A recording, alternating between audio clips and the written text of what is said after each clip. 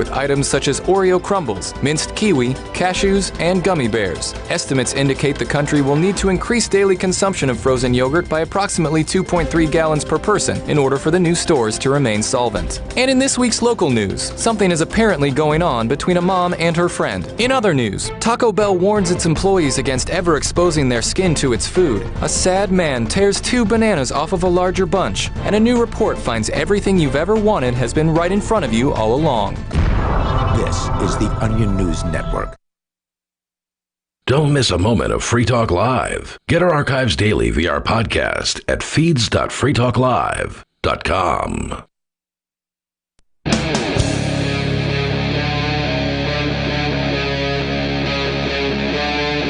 Free Talk Live.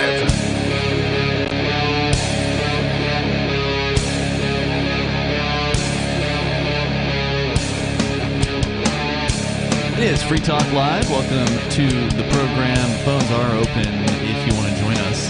The number for you is 603-283-6160. That's 603-283-6160. And here tonight, it's Ian, and I don't know how to introduce you, so... Mushmouth Mike. You choose. Mushmouth Mike is with us. And Jay Noon. And Jay is here as well. Jay, you and I were at... not really your trial today, but you kind of took over the trial because this was for your wife, Shallon. And we've talked about this over the last several weeks on the show, that she's been charged with the nonsense charge of child endangerment for simply leaving the 2-year-old, I believe, that you have in the car last year, 2 at the time, leaving a 2-year-old in the car, strapped in, as I understand it, into a car seat with the air conditioning on what was described as a cool day or a warm day, depending on which witness that you that you spoke with today. March 18th in New Hampshire, there was still snow on the ground. One of the reasons they went into the city was so Cypress could ride her bicycle at one of the city parks because it was nice. Well, because we had just still snow on the ground at our house, but right. It was either snow or mud. There was no in between. And in the city, there's just a lot of asphalt, and the snow's all stacked up in the corners. You can cabin fever with the kids inside up here sometimes. I bet. So it was kind of a nice day. You went out. She went out. You weren't there for this, right? You were not present for. No, I wasn't. No situation. And she stopped off at a TJ Maxx, went into, I think, do a return, if I recall correctly. Right, she had returned something. That information didn't get out during the trial today because you guys didn't put on any witnesses as the defense, which you're not obligated to do. Right. And so I want to talk a little bit about the trial that happened today. We are still waiting on a verdict from the judge, which, in my opinion, is usually a good sign. Generally, if a judge wants to go ahead and find you guilty, they're just going to go right ahead and do that. So the fact that we're not sure yet, the fact that he's taken the matter under advisement is usually a good sign. It could do it the scaredy cat way.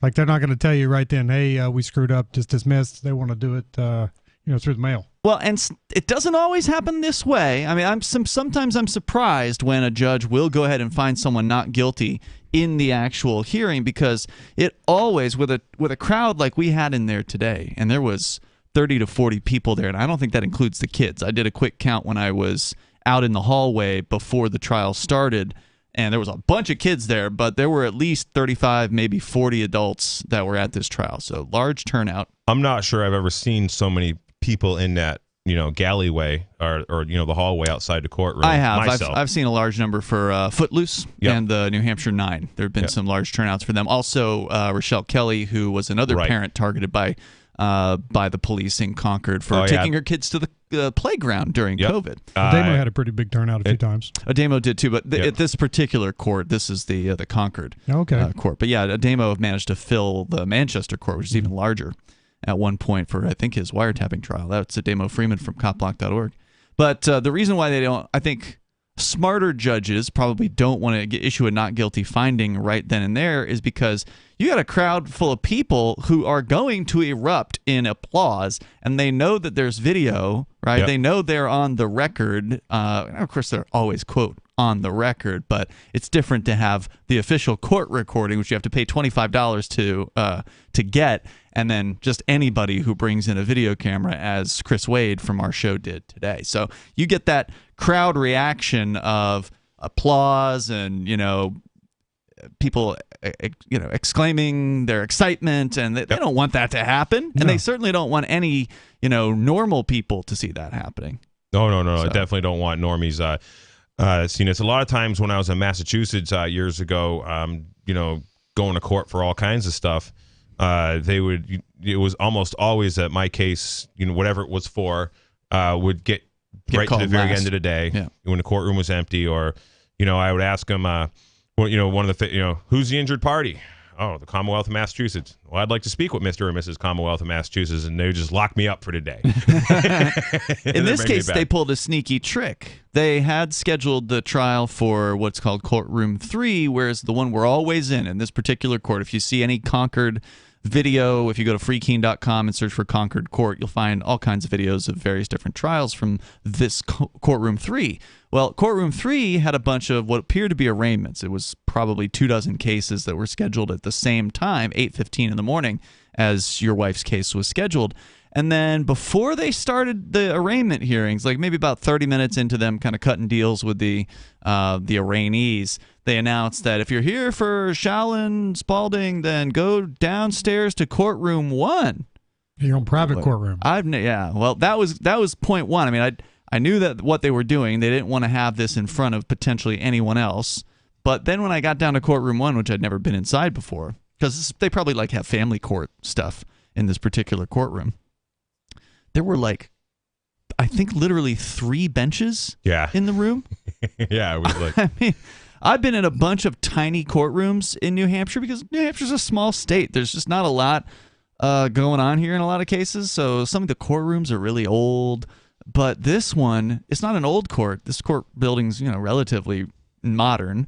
But it is a small courtroom. There's plenty of room for the judge and plenty of room for the attorneys. But the actual audience area was obviously cut back. And they clearly did it because they knew there was a huge crowd of people that was there for this, because there were at least, like I said, 40 people that were there with kids. It's a good turnout. Yeah, a great turnout. People coming from as far away as Grafton, which is like a 2-hour, trip. And there was people from northern Maine, right up by the Canadian border. I believe that. Dillon and Shiloh.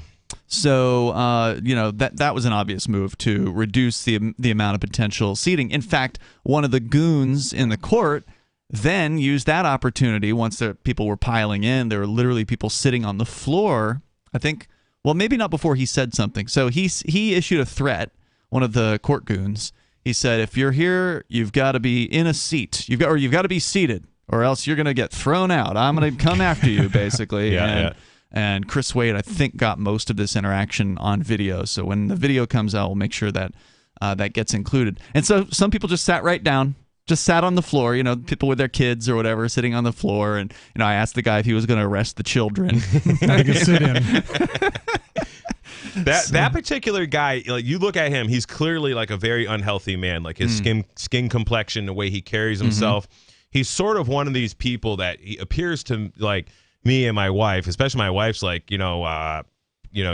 just looks like the darkness of judiciary is consuming him. That's what happens to and that's what happens with a lot of these people. And he, like when the prosecutor was doing his closing statement, this guy was animated with glee. Like he was just so happy to see that prosecutor in motion. I didn't notice this, but I got this feedback from a couple of friends, and And I got a lot of awesome feedback because I bet. You did great. That way that notice things, and which is going to make us better at the next particular court thing that we have to do.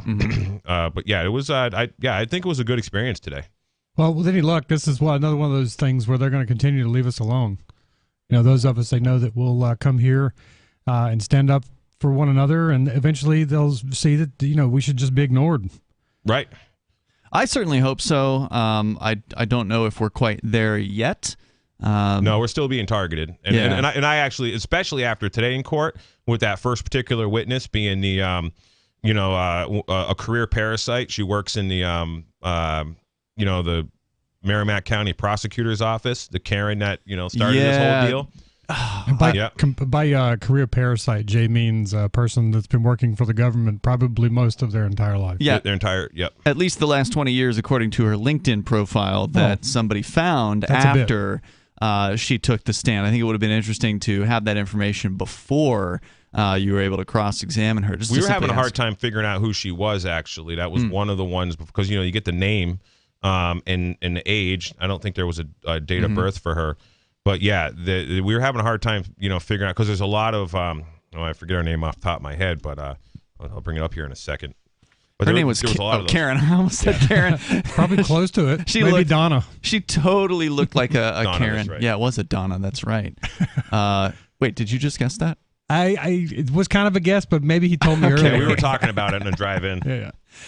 If you want to comment here on whatever is on your mind, of course, you can bring it up here at 603-283-6160. We've got a lot to say about this. You mentioned the lawyer, and we'll get into it, because I took some notes, by the way. I was tweeting during the trial on, that was on Mastodon. And thank you very much. I sent that that tweet to like a whole bunch. You're a link to your Twitter profile.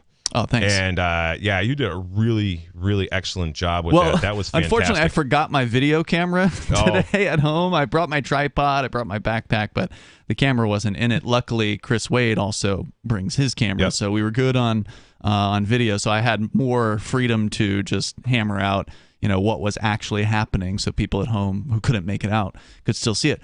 So this prosecutor is he's a young guy, maybe like 30 years old, skinny and just dorky. Soy boy. That's a great way to describe it. And just a total tool of the state, this guy working for the Concord Police Prosecutor's Office.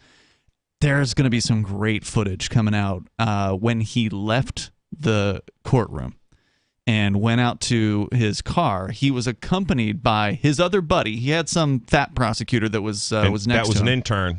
Oh, was he? Yep, that's what they said. He seemed like an older guy. But anyway, he. Oh, okay. Then the intern was not an older guy, but yeah, But the guy that was with him in the courtroom, that was the intern. Was the intern? You're saying that was the older guy? I felt like he was a little older than the prosecutor, maybe, but I could be wrong. Might have just been kind of he was out of shape or whatever. Yep. But anyway, these two prosecutors they leave, and they've got a court security officer with them. So they were too afraid to just simply go to the parking lot by themselves, which almost everybody does. I've never seen someone get a court escort out of any of these trials. I've never seen the government bureaucrats have their own guys escort them. But that's what happened in this case. Well, when you're a soy boy and you're just afraid of what you don't understand, and especially if you're a weak man that decides to go work. A weak psychopath that's going to go, work in government so you can go do your psychopath stuff. Well, he's obviously a friend of the state, right? And he's younger, so he's public school educated. So they have a dossier, or I don't know if you call it a dossier, but like what did they say when they've come to your place before? Like you have a compound with like a watchtower or some kind of silliness. They did say compound, about his web compound. So this guy's lapping this stuff up, and at every point, he wants to show that he can, he's not afraid, but he is really afraid of nothing. Yeah.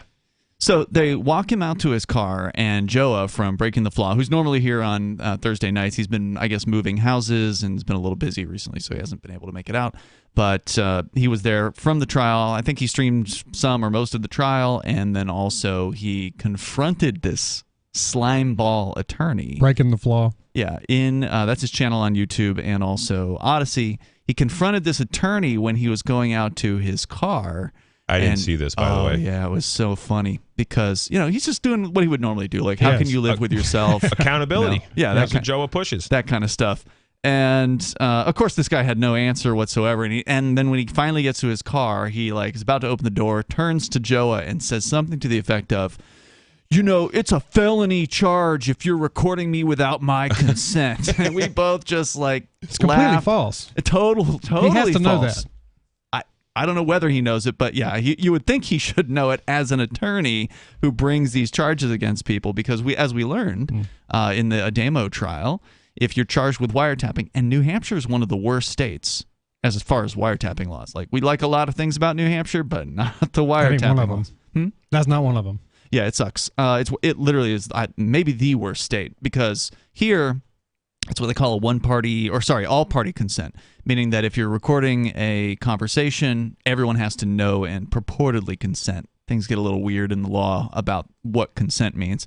But if you're recording a conversation to which you are not a party, meaning you're eavesdropping on something, they don't know you're listening to it, that's felony wiretapping. The other kind of wiretapping, where you're party to the conversation, where you're on the phone line or you're in person having a conversation, that's misdemeanor wiretapping. So, like, he got a basic fact wrong about what he was threatening Joe with. Of course, Joe didn't put his camera away or was intimidated by this. So this guy, like, got in his car in a huff, and, like, he was mad. That guy was not happy when he left that courthouse. He was scared and angry when he left that courthouse, and scared for no reason. Like, no one threatened this guy. Well, he's scared and angry for coming after people for silliness, like, because ultimately the teeth in this thing is like, this woman could be in a cage. Yeah, there's up to a year in jail for this charge. I know people keep throwing around the term 6 months for this, and I'm not sure where that came from, but it's a Class A misdemeanor in New Hampshire. That's what they were asking for, the prosecution, 6 months. In 6 months. Is this in a plea deal offer? This was a plea deal offer, suspended sentence after 2 years. I see. $500 fine, and a 10 parenting classes. Right. And actually I didn't look into the parenting classes, but somebody said, I had to do those parenting classes, and it was like, $1,500 for the 10 parenting classes. It's ridiculous. Yeah, it's just another racket in the system, because the career parasites who, basically mandate that these people go do these parenting classes, are either invested in, or their sister is, or their buddy, or somebody, in that company that owns this, that does these so-called parenting classes, is either giving kickbacks or some kind of bribe to these parasites, or supporting their campaign or whatever. It's all all kinds of, they're scratching each other's backs. And one of the letters that was written to the judge, and I don't know if the judge saw him, and I don't know if the judge is gonna. I don't even know if there was letters in the docket. I meant to go check the docket yesterday, just to see if there was letters in it, but I didn't. But anyways, one of the letters was from Jody Underwood. A lot of people know who she is. She's a free stater, early mover, great activist who was elected as a school board member up in Croydon, New Hampshire, and there's been some controversy about that. Yeah, she's essentially was very instrumental in, like, this New Hampshire, what they call the Croydon Bill, or the Croydon Law, where basically you can take money from the public schools and direct it sort of towards private schools, or something like that. Yeah, school choice. A lot of government guys mad about that one. Oh, yeah, they really hate that. Anyways, in her letter, she writes, it's ridiculous that the state is demanding that, Shallon take parenting classes. What the state should do is send people to Jay and Shallon for parenting classes, because I actually do a real logistic, a real legit actual skill building, confidence building, competence building parenting class. Man camp. Right. I mean, that's what it's about. And we do it with parents and kids together, so the kids can grow up to have confidence and believe in themselves, and be strong, productive members of society who have value in their community. The state is the exact opposite of all of that. If you want to comment, you can join us here. The number is 603-283-6160. We'll get into some of the things that actually happened in the courtroom here in a moment. But to this caller, you're on Free Talk Live. What's your name? Hey, Toby, Columbia, South Carolina. Welcome, Toby. You're on the air. What's on your mind? How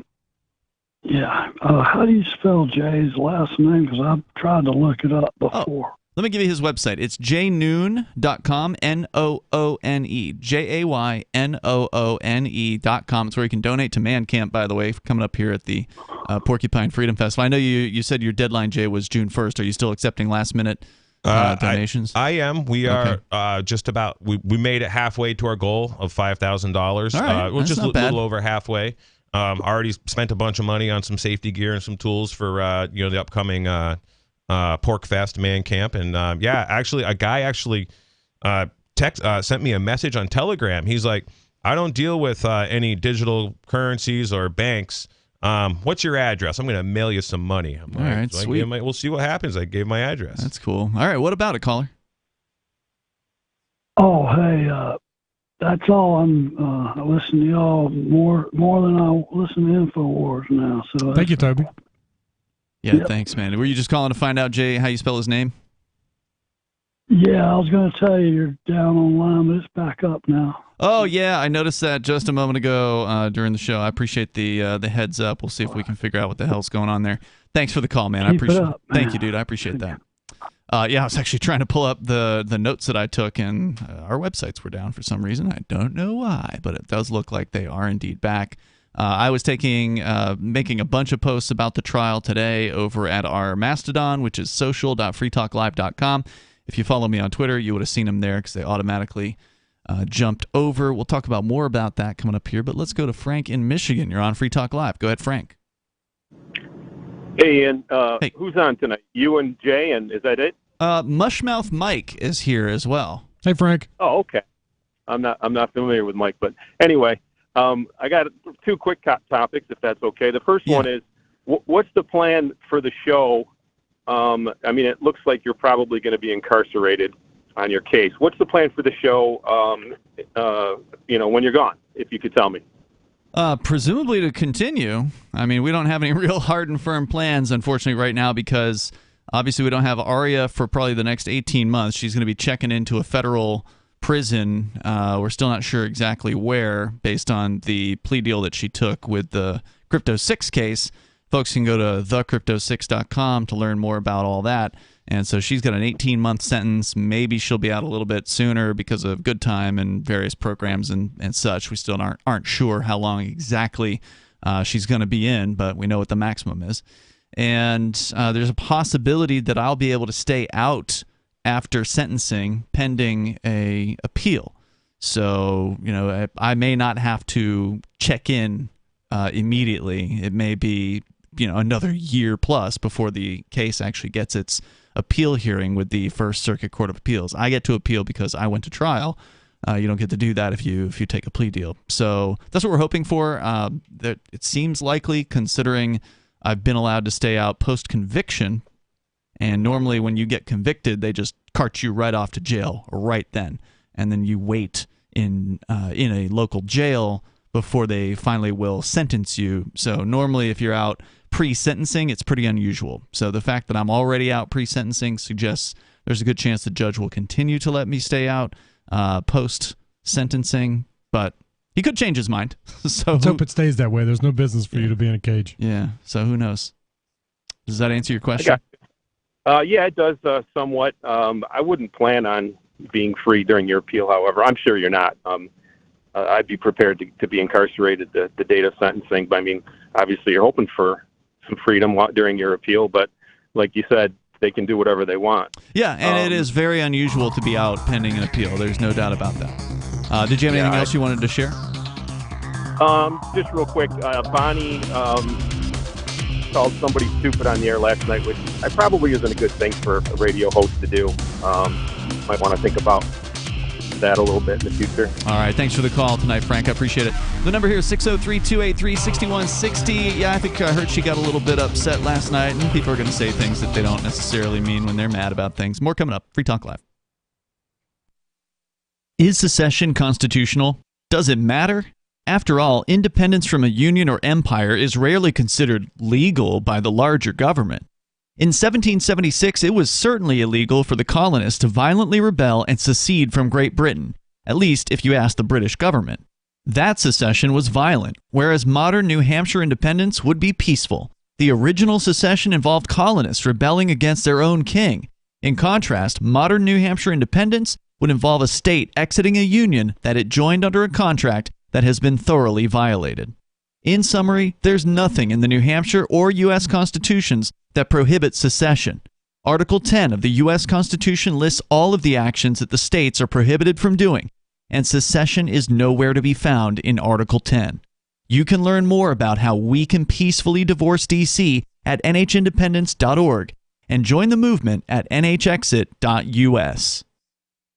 From Feature Story News in Washington, I'm Nick Harper. The U.S. Senate is working on the debt ceiling bill, with Democrats and Republicans trying to pass the measure to avoid a potentially catastrophic default. The Senate needs to approve the bill before Monday's deadline, when the U.S. is predicted to run out of money. All of this follows Wednesday night's vote in the House of Representatives, where lawmakers approved the deal. FSN's Gabrielle Fahmy reports. Senate leaders from both sides have been blunt about the need to get the deal done by the end of the week. Monday is the X date, when the U.S. Treasury says it'll run out of money to pay its bills. And after such an overwhelming majority vote in the House, approval by the Senate is likely. But a handful of senators are expected to ask for amendments. Mitch McConnell, the Senate minority leader, says he hopes those who have amendments will yield their time so that the deal can get through before the weekend. Gabrielle Fahmy, New York. US President Joe Biden has fallen while on stage at an Air Force Academy graduate ceremony in Colorado. He was helped up by several people and helped to a seat and is reportedly uninjured. Iran is arming militants in Syria in a bid to launch deadly attacks against US troops there, according to leaked classified documents. The Washington Post, which reviewed the information, also reported that Iran is working with Russia to try and drive Americans from the wider region. FSN's Kate Fisher reports from Washington. The Washington Post has investigated dozens of the highly classified leaked documents. Jack Teixeira, a member of the Massachusetts Air National Guard, has been charged in connection with the leak on the Discord online platform. The newspaper reports that Iran is training soldiers to use powerful roadside bombs that can pierce armour in a bid to kill US personnel. Analysts warn an escalation in attacks could risk a wider military confrontation with Iran.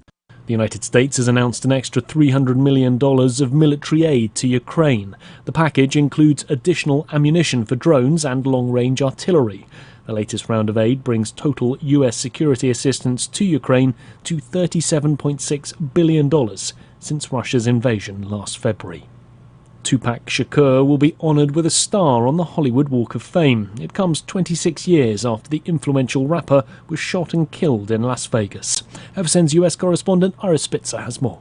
Tupac Shakur's Walk of Fame ceremony will take place on June 7th in Hollywood, just over a week before what would have been the rapper's 52nd birthday. Known for songs including California Love and Hit 'Em Up, Shakur was gunned down during the height of his career, shot 4 times during a drive-by shooting in Las Vegas. The case has never been solved. Shakur's sister will accept the star on his behalf. Ira Spitzer, San Francisco.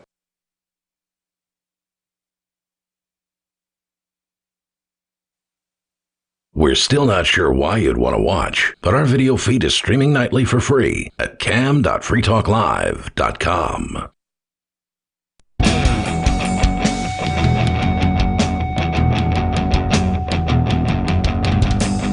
Free Talk Live. You can join the show if you want. The number is 603-283-6160. That's 603-283-6160. Joining you here tonight, you've got Ian.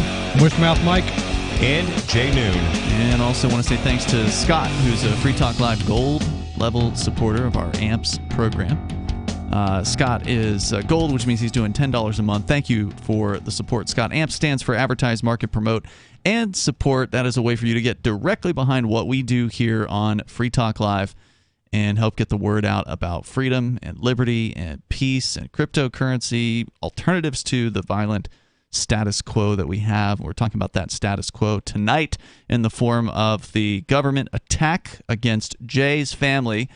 Specifically, a criminal charge being brought against his wife, Shallon, for the dastardly crime, supposed crime, of leaving their then 2-year-old in a car seat in a climate-controlled car on a relatively nice March day last year.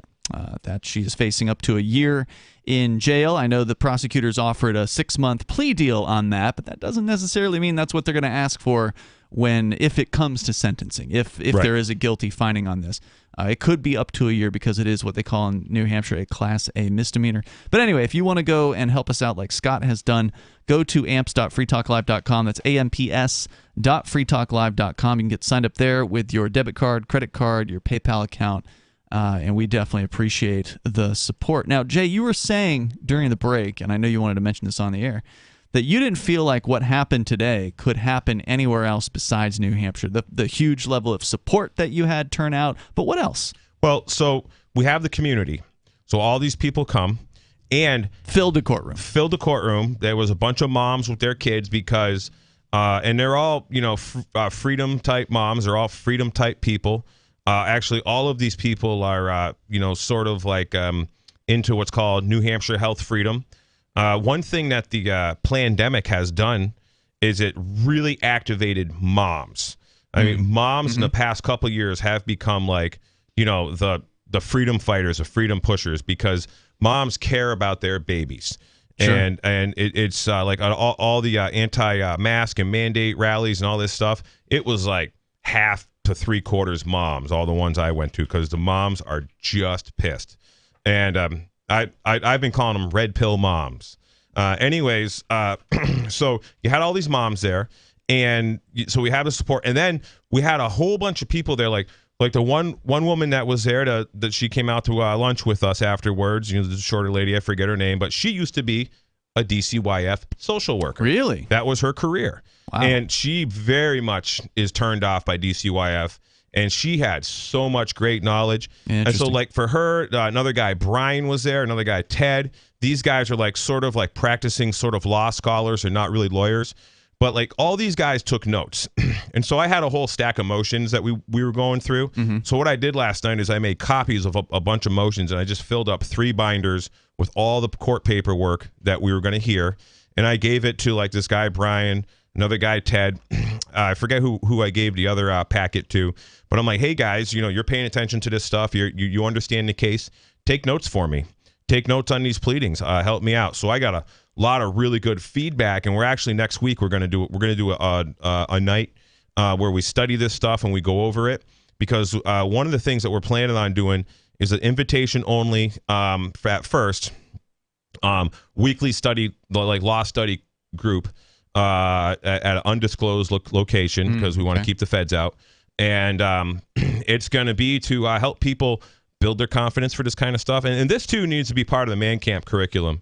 Because every adult, everybody who's of the age of procreation needs to know how to defend themselves in court, needs to know how to write lawsuits, just like they need to know how to raise their own food and, take care of business and, fix their own stuff. I wish it weren't that way, because it's, sucks to have to spend time on court things when, as you pointed out, you guys are farmers. Yep. You got a lot of work to do, and the last thing you want to be doing is putting your nose to the grindstone as far as court filings and stuff like that. I mean, it really sucks to have to learn this stuff, but you're saying you should learn it because you don't want to be defenseless when they come at you, and you don't want to have to rely on one of their attorneys. And when I say one of their attorneys, I'm referring to the fact that all attorneys, as nice as they may be, or as talented as they may be, or as freedom-friendly as they may be, they are all court officers. They are all swearing an allegiance to the court system in order to become attorneys in the first place. And the Bar Association.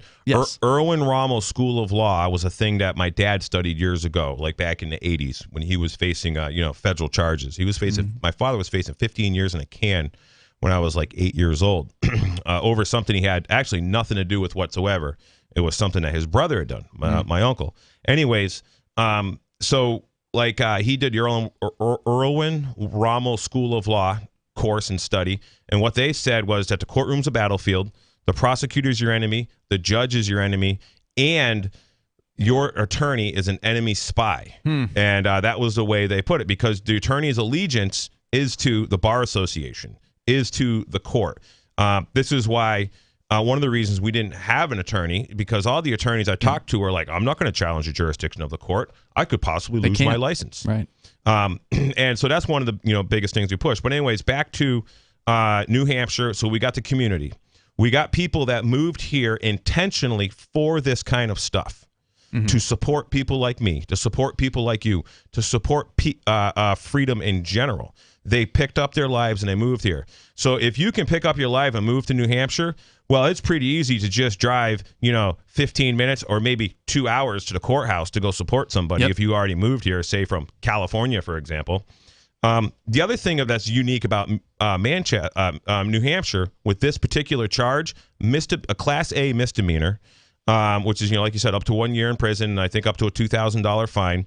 But what's cool about it is you get a bench trial in front of a judge, and then if you get convicted, you can appeal the bench trial, and the case starts totally over again. Yeah, it's called a de novo trial. I wish that the federal system had that. Right.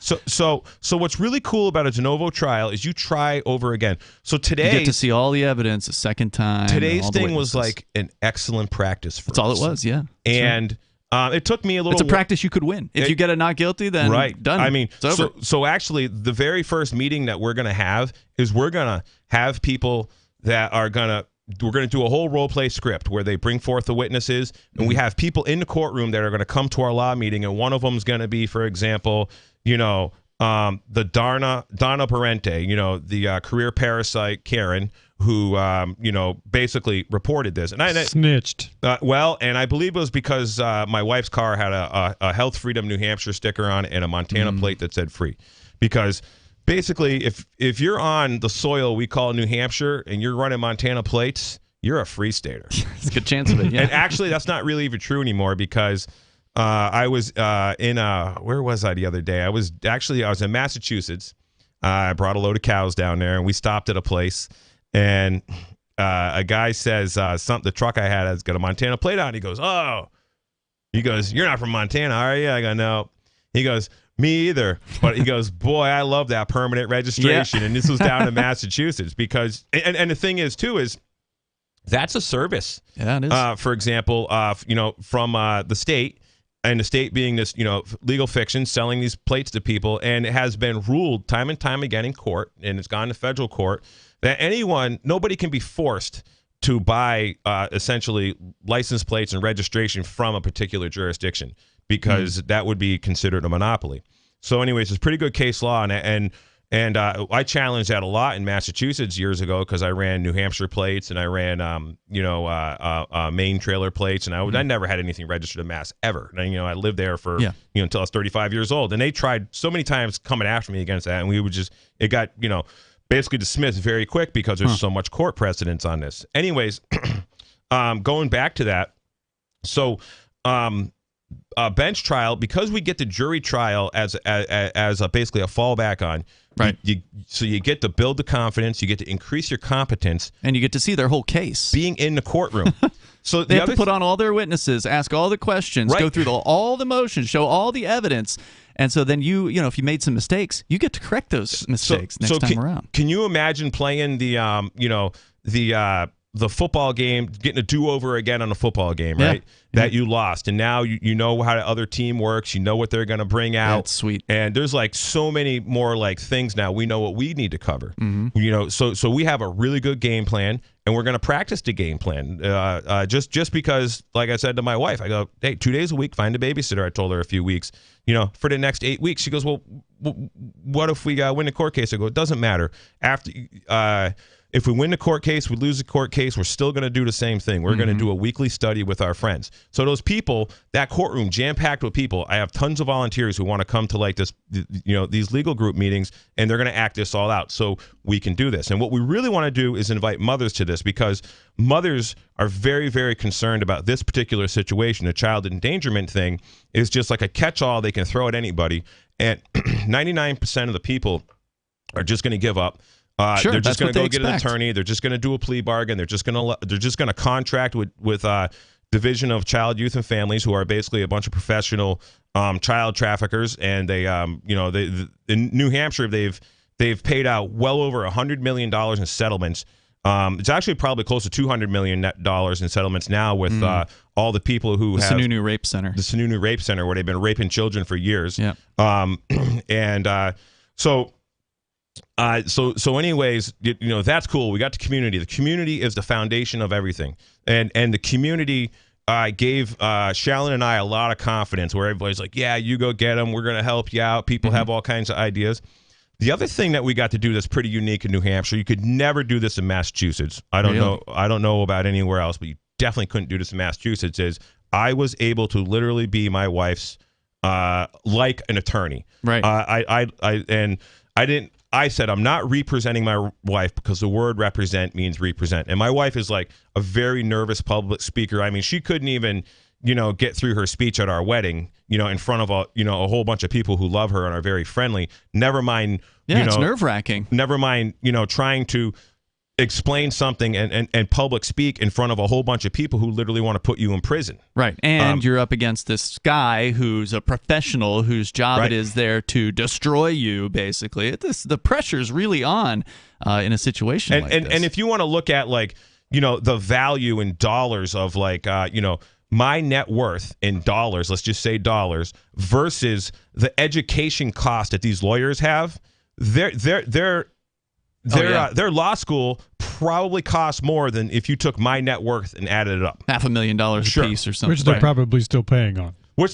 Still paying on. Now, that's in dollars, but I know that my value as a man in our community, as a father, as an influencer, as someone who wants to make the community, is 1,000,000 times the value of that prosecutor to society, because that prosecutor does nothing to promote society. He is just a parasite. All these guys do is steal with paper and pen. And anyways, so getting back to why New Hampshire is so awesome is we could do I think they call it an attorney in fact. Correct. So all I did was have to go literally fill out a form. It was probably the shortest government form I ever filled out in my life. And it was simple. It was like, I just put my name on there, I put my wife's name, I put the case, and we did that. Another really cool thing. Before you go on about that, though, this particular judge seemed to be giving you guys more leeway than I expected from a typical judge, and I wondered if somebody said he apparently is a new judge who came out of the not the prosecutor's office where most judges come from, but he was with the public defender's office. So he's actually seen the other side of defending people who are being, wrongfully prosecuted. So I feel like he definitely was more helpful than the typical judge would be. There were certain times where he literally held your hand and gave you direct suggestions. He was really good. How to phrase questions and things like that. Yep. And no judge is obligated to do that level of assistance for, pro se litigation. And I've seen at least 2 other judges the same way. My wife had one for her what's the dog license thing, and I remember Mikey had one for his motorcycle chase thing. They tend to be more helped him a lot. Yeah, they tend to be more helpful towards people who aren't lawyers. That much is definitely true. This guy seemed to be bending over backwards. We're a long way from Burke, though. Yeah, you're talking about the old Keene judge. But some judges might have said, well, Mr. Noon, I see that you want to, represent your wife here or act as her attorney in fact, but you would have had to file that motion 2 weeks ago. I'm sorry, it's just too late. We're going to move forward. And then he said, no, it's fine. You can just go out, fill out this one piece of paper. I'll take a recess, and then we'll move forward. So I was really surprised that he just let that happen the way that it did, and he didn't make you put a suit on, because they can do that if they want to. They can say, well, look, now that you're an attorney, because you are the attorney in fact, meaning that you then have to follow all the attorney rules, which includes a certain dress code and things like that. I wore my best shoes. I literally wore my best shoes. They have the duct tape on them? No, those shoes totally fell apart the other day, and I haven't had time to go buy a pair of shoes. No. I literally have been nonstop, 16 to 18 hours a day just at it, doing something. In fact, I didn't go to sleep last night. Oh, you're preparing, man. They're coming after your wife. We were working on this paperwork. I call it grinding. So as a metal fabricator, you might do on a project that's a 30 to 40 hour project, you might do maybe 3 hours of actual welding, but you will do 25 to the rest of the hours is grinding, making it smooth, polishing it down. So I was grinding on paperwork. That's what I call it. Yeah. And not grinding in a nightclub, grinding a roughneck in an oil field. Yeah, so this guy is still there to carry water for the state. That's obviously his job. That's who pays him. That's where he gets his paychecks from. So he still denied all your motions and was still ruling, in favor of the state here and there. But he actually gave you some of the objections as well. So he read all the motions. Yeah. Which he said he did, and he denied them, and I objected to it. So all of this stuff is preserved for appeal, because I actually have some pretty strong motions. Yeah, some of them weren't filed in time. A bunch of them I filed yesterday. Right. But I'm going to read a little bit of a motion for more definite statement, just one paragraph. The alleged defendant is not a trained or licensed attorney, nor a member of the American Bar Association, nor a member of any subsidiary bar association, as this special pleading must be held to less stringent standards than formal pleadings written by lawyers. And that's Haynes versus Kerner, 404 U.S., if anybody wants to look that up. So when you put pleadings into the court that have this kind of language, these guys know they can't hold you to this, and you're informing them that they can't hold you to these, particular levels of an attorney. And so yeah, like there was a couple of things that like I did not know what I was talking about. And that judge was fantastic. But and kudos to him. He was like, well, sir, if you want to explain this, here is an example. And he talked about. And this was, by the way, after you asked him to recuse himself. Yeah, well, yeah. And that's another thing, too. So asking him to recuse himself, I was a little concerned about that because he might just really, take it personal, upset the guy. Yeah. And I think he wanted to prove that he was like honorable. And in fact, I didn't call him Your Honor once. I usually don't do that. And I never do it. Because I feel it's like, bowing down to their, Yeah, it's a high title, and we're all men, we're all equal. I think the guy was honorable. I really do. In an idea like if this were a good thing where we did have these judges and they were moral, wouldn't it make sense that they would want to prove to us that they were honorable? Yeah, so if the purpose of government is to maintain and protect the rights of the individual, that's the only reason government exists in the United States of America. So they claim. Well, that's what all their documents say, all their founding stuff, all the constitutions that these guys allegedly have an oath to. And he did have an actual updated oath of office, and that was checked out. So one thing in Massachusetts, we could never get the oaths for any of the judges. And then when we finally really pushed them hard, the oaths are held in the Massachusetts Supreme Court, which in Boston, which is called the John Adams Building. So we got certified copies of the oath cards. None of them have a signature. And there's like a Massachusetts statute, MGL Chapter 238, section, I forget whatever. And it clearly says all oaths must be signed or subscribed before they can hold their position. And it's not, Massachusetts. Of course. So the other thing, too, that happened in this case that was very unique, the second thing I don't think could have happened anywhere else, is two of my friends were able to sit on my side of the bar. Yeah, I was surprised by that, too. So my friend Colin Gibson, who Colin's going to come do the show someday. He's an interesting character. If you guys want to learn a little bit about Colin, just internet search freedomsphoenix.com, Colin Gibson. And he did a really good interview with Ernie Hancock a few years ago. And Colin's a real smart dude. Yeah, sure. And the thing is, nobody thinks Colin's smart because he's a goofy guy. And he's always smart cracking dude. jokes. Yeah. He's like a teenager, but he's a super smart dude. And then my other friend, Christopher Gronsky, who I've talked about quite a bit, were very handy in helping me. And the prosecutor was not happy those two guys were there. Oh, he objected to it. And the judge was like, well, and I explained to the judge, I actually, I have one of the motions we never even touched, and I totally forgot about it because I just didn't have it in front of me, was I did file a motion last week or the week before about a motion to counsel at my election, and I get into the court rulings, how, a counsel does not have to be a lawyer or an attorney. When the founders wrote the Constitution, and even the Constitution for New Hampshire, the Constitution for the United States of America, both say that you have election of counsel at your choice. To use the word counsel. Counsel is a generic term. Counsel can be your mom, your friend, your pastor, whoever you want it to be. It does not have to be a member of the Bar Association. And they know this, but they really try hard pushing that. So I believe because I put that in the pleadings also was another reason, because I said, these guys are my assistants of counsel. We need help. I said, I'm a farmer.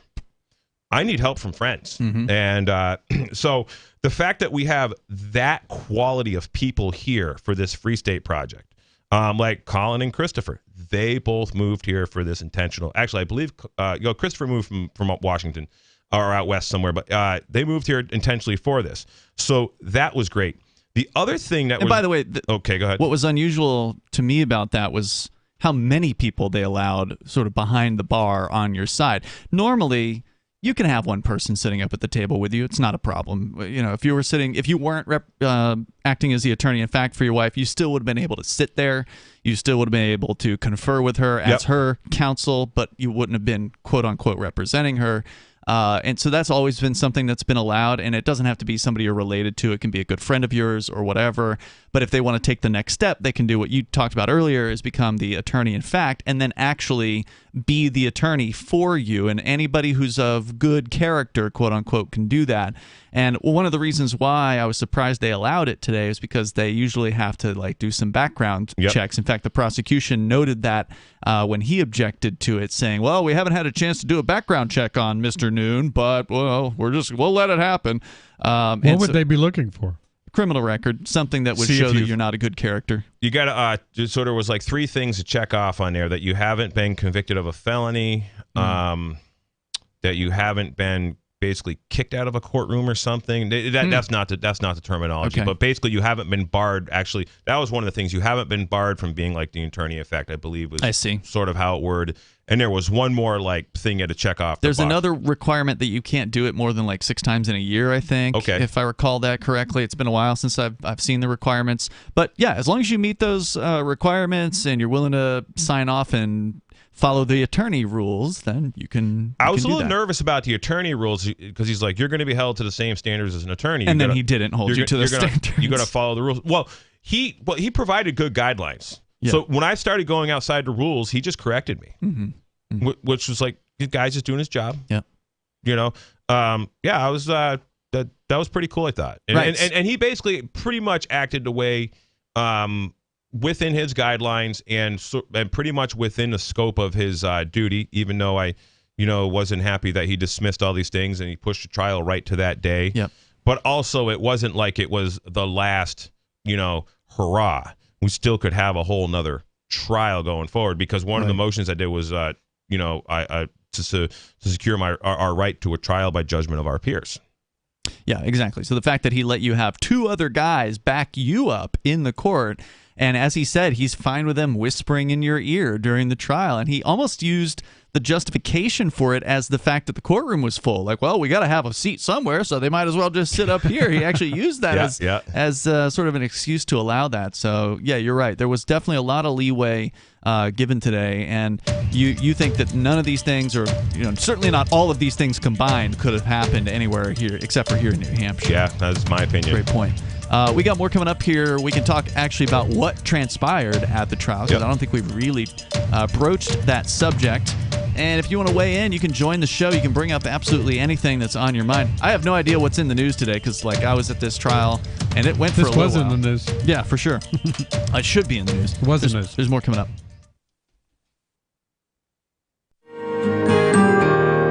So the protection of life, liberty, and property is what the Free State Project is all about. But it's an effort to move 20,000 people who understand. It's about demonstrating to the entire country that, we can have a free market, a truly free market. Making it just a freer, great place to live. It's the world's largest voluntarist libertarian community, and it's only getting bigger. That's amazing, to be able to move to a place where other people passionately believe in being free and independent. What the Free State Project is managing to do, though, is to put their money where their mouth is. It's physically getting up across the country and saying, let's go someplace and let's demonstrate the power of these ideas. There's a lot of kind of philosophy that surrounds liberty. There's a lot of thinking about it and talking about it. But here in New Hampshire, people are doing it. 101 Reasons Liberty Lives in New Hampshire, a documentary by Free State Project Early Movers. Watch it free at 101reasonsfilm.com. 101reasonsfilm.com. Have you had enough of the big-name web hosting services that are long on promises but short on bleeding-edge features, uptime, and customer service?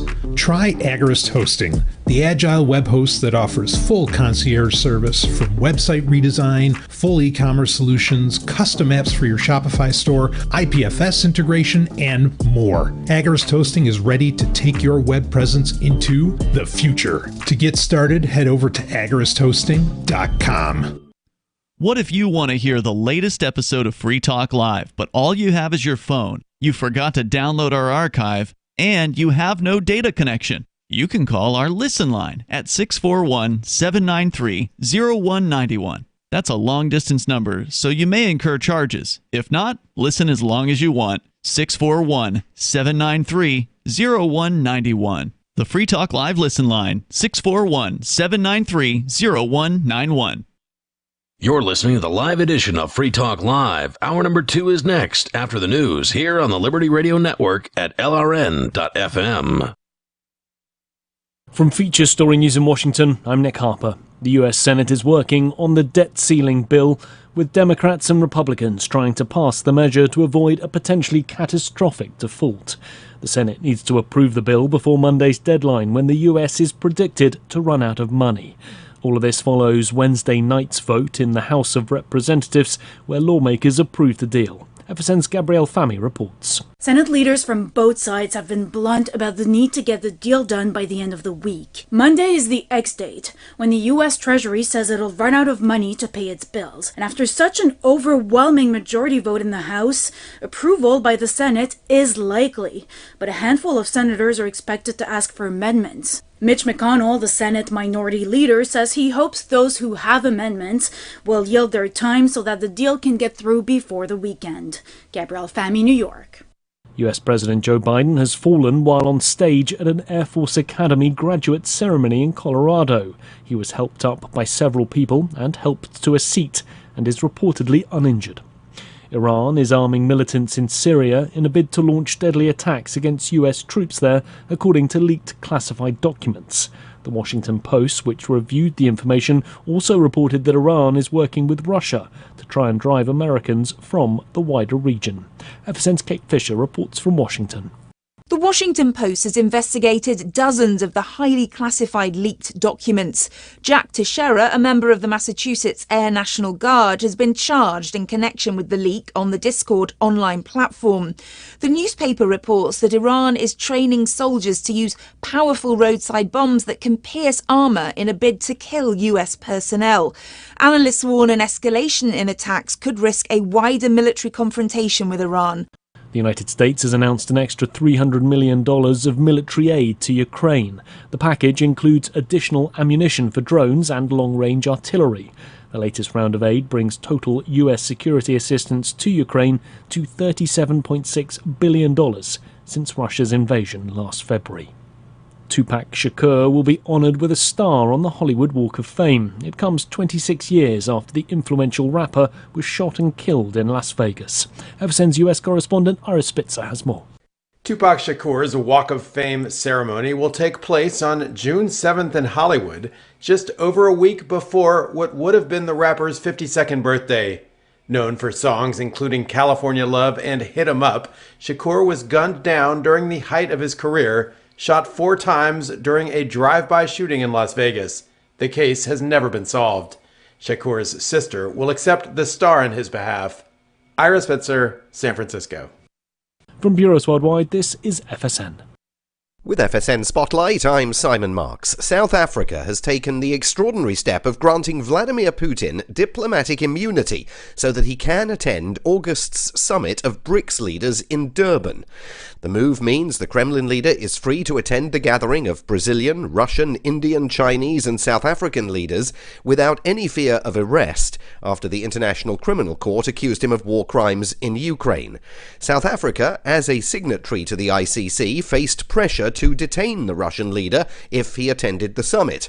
Among those who think the current South African government has made a mistake, the country's former president, Thabo Mbeki. We can't say to President Putin, please come to South Africa, and then arrest him. At the same time, we can't say, come to South Africa and not arrest him, because we're defying our own law. We can't behave as a lawless government. So I'm saying the BRICS leaders must agree. Either we hold the summit in one of our other countries, not South Africa, or virtually, but the summit must be held, chaired by South Africa. Those calls for compromise have now been rejected, and the stage is set for the summit to begin in person in Durban in August, with Vladimir Putin now free to attend. The Kremlin has still not confirmed that he will travel to the summit, and it's possible he'll do South Africa a favour and stay away. With FSN Spotlight, I'm Simon Marks. And the main news again, the US Senate is working on the debt ceiling bill, with Democrats and Republicans trying to pass the measure before Monday to avoid a potentially catastrophic default. US President Joe Biden has fallen while on stage at an Air Force Academy graduate ceremony in Colorado, and Iran is arming militants in Syria in a bid to launch deadly attacks against US troops there, according to leaked classified documents.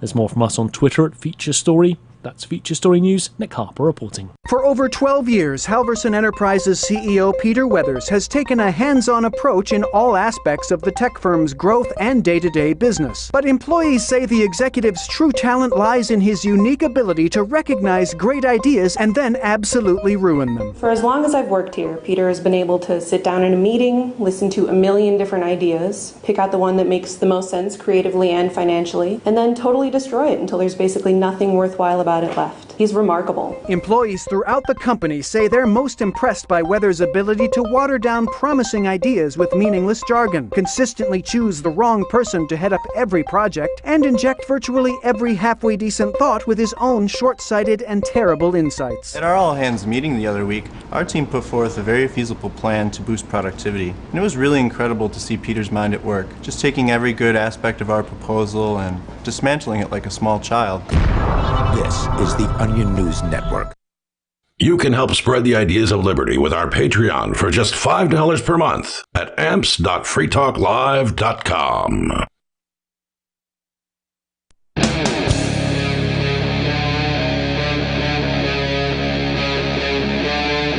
Free Talk Live.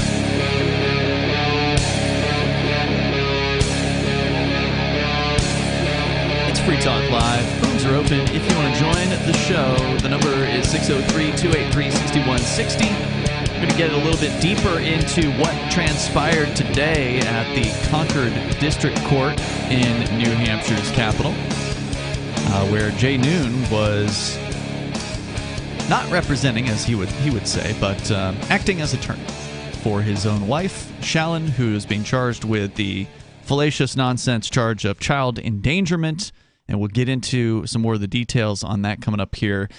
Joining you in the studio here tonight, it's Ian. Mushmouth Mike. And Jay. We're going to go to your phone calls and thoughts first, though. We have Ricky to start things out in hour number 2 in the Commonwealth of Pennsylvania. Go ahead, Ricky. Thank you there, Brother Ian. Brother Jay, Brother Mike, good evening. What's on your mind? Well, when I was campaigning, running for office in 2017, I was the Confederate Democrat, and I did run around everywhere I went wearing the Southern Cross wrapped around me, because the keystone of my campaign, I had a lot of things, but the keystone was secession. That being said, I did at the time write a comprehensive post-secession plan for Pennsylvania. Don't remember most of it, but one thing I do remember, and that's police reform. And I wanted to throw that at you. Now, this is for Pennsylvania's demographic. Okay. I don't believe this would work really anywhere else, most likely. But here's how it went, Brother Ian. Now, the first thing I would do, and I would push for as representative, was I would eliminate 80, if possible, 90% of local police. You would need a little bit for places like Philadelphia. I mean, it's just impossible. You would really need that. But that is okay. When you say local police, do you mean city or town police, or? Well, see, that's the thing. Not to get ahead of ourselves. The town's a big part of that. Or county? Do you guys have county sheriffs there? Yes. But Ian, don't get ahead of me. That's part of it too. Okay, but you're saying to get rid of those guys. Local police. So keep the county sheriffs, but get rid of the town. Yes, absolutely. But let me say this in comprehension. Okay. What about hold on, I'm just trying to understand what you're saying. What about the state police? Keep them too? I'm getting to that, Ian. Okay. Ian, is it your plan or mine? I'm just asking you questions, man. That's all. I'm getting to it, Ian. All right, let's hear it. Okay. So I get rid of 80 to 90% if possible. Mm-hmm. Now, what I would then do. Okay, now Pennsylvania is mostly rural. Unfortunately, the Pennsylvania troopers, they are an elite force, but they get used in most areas all over the place for BS stuff, the stupidest things. They should be reserved for like murders and things like that. But here's what I would do. So they would stay intact, all of them. But here's what I would do.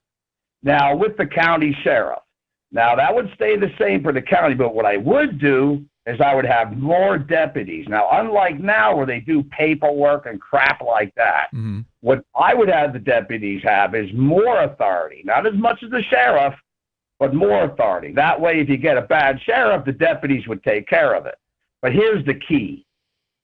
This is something that would work in Pennsylvania. Every single town would have a town marshal with several deputies, you know, and that way it would be specific to the town. Okay, so you want to get rid of the local police and then create new local police?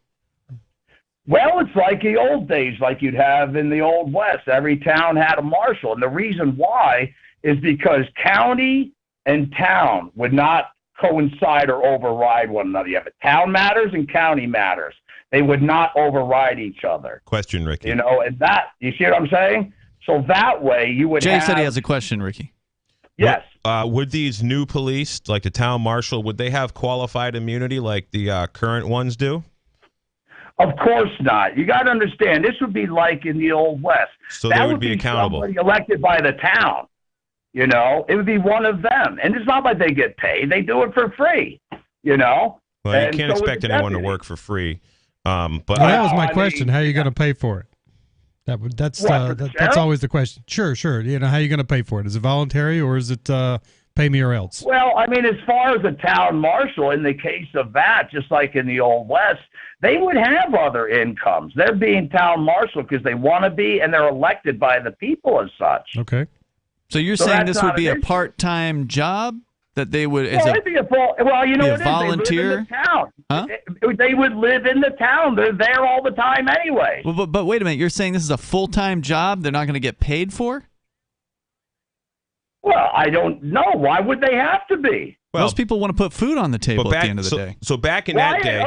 Wait a minute. Wyatt Earp and his brothers in Tombstone, they didn't get paid to be marshals. They also didn't pay property tax. They didn't pay income tax. They didn't pay, sales tax. But you got to remember, in succession, we wouldn't have all of that. You got to remember that. Most of that's gone. It's a good idea, Well, Ricky. not necessarily. I like secession. I mean, I like the idea of a secession where it also eliminates all state taxes, but that's usually not going to be on the table when you actually have secession. Like when Great Britain seceded from... The answer we discussed, Ian, and that would be, the people would agree, like you would have any referendum. We would say put in a small percentage, 2% or something like that, to cover costs. Now, if they can't do it at a period of time, say they run in trouble, it'd be just like I'm an amplifier. If I can't do it right now, but I'll get back to it. You won't be penalized, and there'd be enough to pay for things. So you're talking about voluntarily paying... You're talking about voluntary payments for this system you're proposing. Right, and even if you couldn't make it, it's not going to be penalized because people would want to be part of it. Pennsylvania is very good that way at helping other people. Okay, so and being a part of things. So then there would be no necessarily prohibition on, say, a different guy becoming a deputy or whatever, or sheriff or whatever terminology we're using here, and his group of friends offering similar services as a competition to the guys you were first talking about. Cooperative protection services. You mean in the same town? Yeah, same town. Well, if you had, say, somebody that became marshal and that turned bad, it could happen. Now, the deputies are not taking care of that. Well, then I would say that's perfectly fine, and that's the way they would do things back in the Old West.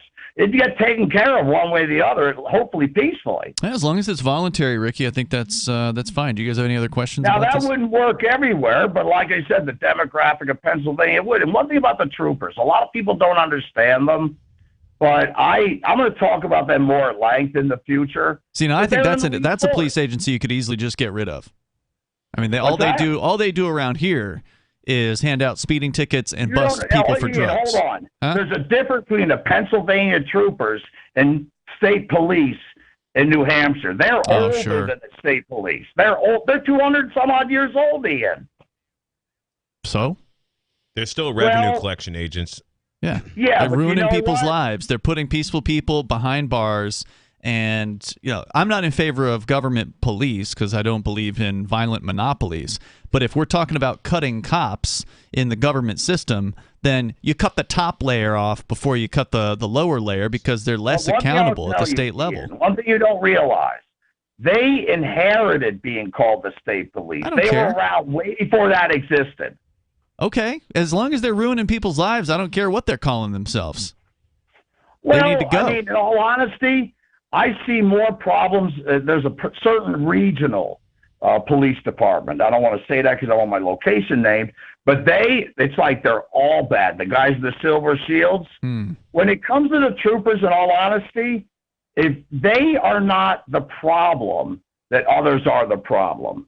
All right, well, I'll take your word for it, but I do agree. New Hampshire. They're I do different. agree with Ricky a little bit, only because I actually have had some interactions with Pennsylvania state troopers, and this was in 2003. I had bought a trailer down in Maryland, and I was driving it home, and all the tires sucked on it. Had no weight on it or nothing. I blew the two tires on the one side of the trailer, and it's basically like dragging against the ground. I had like no spare. And this cop, he's like, and like only one light was working on the back of the trailer, and I had a couple of triangles set up, and it was like this little carnival type trailer I bought. And I should have never bought the thing. It turned into a whole disaster. But you learn. Anyways, he's like, there's a tire shop, off the next exit. He goes, let's throw those rims in the back of the cruiser. We'll take a ride down there. He gives me a ride to the tire shop. That is True exactly public what he servant. do because they're Pennsylvanians. And the guy at the tire key with shop, them- he drops me off at the tire shop. He's like, I can't hang out here. He goes, have Joe call me or whatever, Frank, whatever. The guy, he knew the guy at tire shop. Right. So as tires are done, guy calls him. Cop shows up like 15 minutes later. He's like, you mind taking a little detour? We're gonna go to. They just opened up some kind of coffee joint around there, and he's like, they give us free coffee and whatever. Order whatever you want off the menu. So I get some kind of coffee and like a breakfast sandwich, and they didn't charge us for it. And Bizarre. the dude was so awesome, and he was just like, we were talking about horses and hay and whatever, and he was a great guy. That's and so helped rare. me out like so much. One key I'll say to them right off: if you give them respect, they'll give it to you back. If you're going to be a jackass with them and also not know the law, they're going to be a jackass back. That's how they operate. That's really the key to dealing with the troopers. I'll tell you, I've had in my life many, many, many, many police encounters and experiences. And I must say, because I used to be a hay dealer and a horse trader and, running, horses and hay up to from Canada to Massachusetts, New York, Pennsylvania. I used to drive back and forth to Colorado all the time. And I would say 90% of my police interactions were positive. Just like my local, Henniker Town Police. All my police interactions, those guys have been positive. Thanks, Ricky, for the call tonight. Appreciate hearing from you. Let's continue here. Caller, you're on Free Talk Live. What's your name? Rob, Tennessee. Rob, welcome, sir. What's on your mind tonight? Crypto question. What can you tell me about the platform called Coin Falcon? Coin Falcon? I'm looking over you, Mushmouth Mike. I mean, Just stick with Bitcoin. Well, what is it? Save your brains. I don't know. When you say, I quit trying to chase all these different things years ago. Yeah, you could go insane trying to keep up with all the new crypto coins that pop up. Monero and Bitcoin. I don't know. Anything else you're doing it at your own mental peril. It's a platform for trading. All right. Okay. So it's like an exchange. Well, so here's how you know if the platform is worth its salt. Whether or not it is custodial and or they would let you hold your own funds. Yeah. So while you're trading. It looks like just another crypto exchange. I mean, I've never heard of them. I don't know, what their reputation is. Why do you bring this particular one up? What caught your attention about it? Well, a friend of mine is using it and doing short trades and doing very well. Do you have any history in doing this sort of thing? Well, I've done some of it, yes. It's 30, 60-second, 2-minute trade periods. Yeah. Do they require your information to sign up? Like, do you have to give them your driver's license and tie it to your bank account and all the other kind of all that sort of nonsense? No, bank account only that you can make deposit because I've withdrawn my initial investment. So I put in some money, I traded and doubled it, and then I pulled out what I what I started with. I just want to give people a warning about this. This day trading stuff is high risk. This is stuff that, even if you quote unquote know what you're doing, you can still lose your butt on doing this stuff. So if you're going to get into it, if I were you, I would only consider it something you do as a hobby, that you expect to lose all the money that you put into it. That's right. No, I do. I have that mindset. Okay. Well, I hope you. Because I've gotten back what I've put in it. Good. So have a like a gamble pile, right? Mm-hmm. And then if you're gonna, Bitcoin is a lifeboat. That's the way I look at it. It's all speculative right now. Very few people actually use it for transacting, unless you're in New Hampshire. But most of the world, they're still sort of guessing what this thing is and trying to figure it out. But if you got grandkids or other kids or other things that you can give your attention to, just buy a little crypto, stick it in a hardware wallet, and just. And I do. I go fishing Christmas, or something. I give them money to go into Bitcoin. All right, so I'm gonna. Good luck. I don't know what the legitimacy of this particular website is. I will tell you this: there is a red flag for me on this one, and that is that it, according to CoinGecko.com, has all of $18.04 in 24-hour trading volume. Right. So that means that there's not a lot of people doing any trading on this particular website. So if you say you've doubled your money, I have to ask, have you withdrawn the funds from the website? Yes. Okay. You were successfully. That's what I was telling you earlier. Okay. I took out what I put in. Okay. All right. As long as they let you actually withdraw the funds, then you know that there's at least something real that was there. Yeah. So if you're gonna gamble, you could use like Kraken. They're pretty reputable. They have somewhat of a liberty-leaning CEO. Yep, I mean, they still do the regulatory hoops, but they're very well established, and they have outlets on there for you to gamble to. Yes, spell that for me. Kraken, like KRAKEN. .com. Okay, .com, with a K. Yeah. Right. Very All good. right, thanks so much. Good luck out there, man. Thanks. Thanks for the call tonight. 24-hour trading volume, $18. That's one of the smallest exchanges. It could be so new that it's not being updated because those people from that exchange have to go on and do the make sure all the APIs work with CoinGecko. Yeah, maybe it's broken. I don't know. But if he's calling about it, it shouldn't say broken. There should show lots of volume there. Yep. So buyer beware when it comes to these things. If you're going to get into doing day trading on anything, stocks, cryptos, very, very high risk. You could lose your ass. So yeah, I mean, just look at the dollar cost average on Bitcoin. If you have the time and effort to sit in front of a screen and research all this crap for these different things, you could make a lot of money. But you could also lose a lot of money. In my own personal experience, at the peril of my own mind, I've wasted lots of time and effort thinking I knew better than the next guy. Mm-hmm. And think you could beat the market. I would have been much better off just putting the Bitcoin on a hardware wallet and going outside and playing, climb a tree or something. That's good advice. The number here is 603-283-6160. So we're going to get back into the case.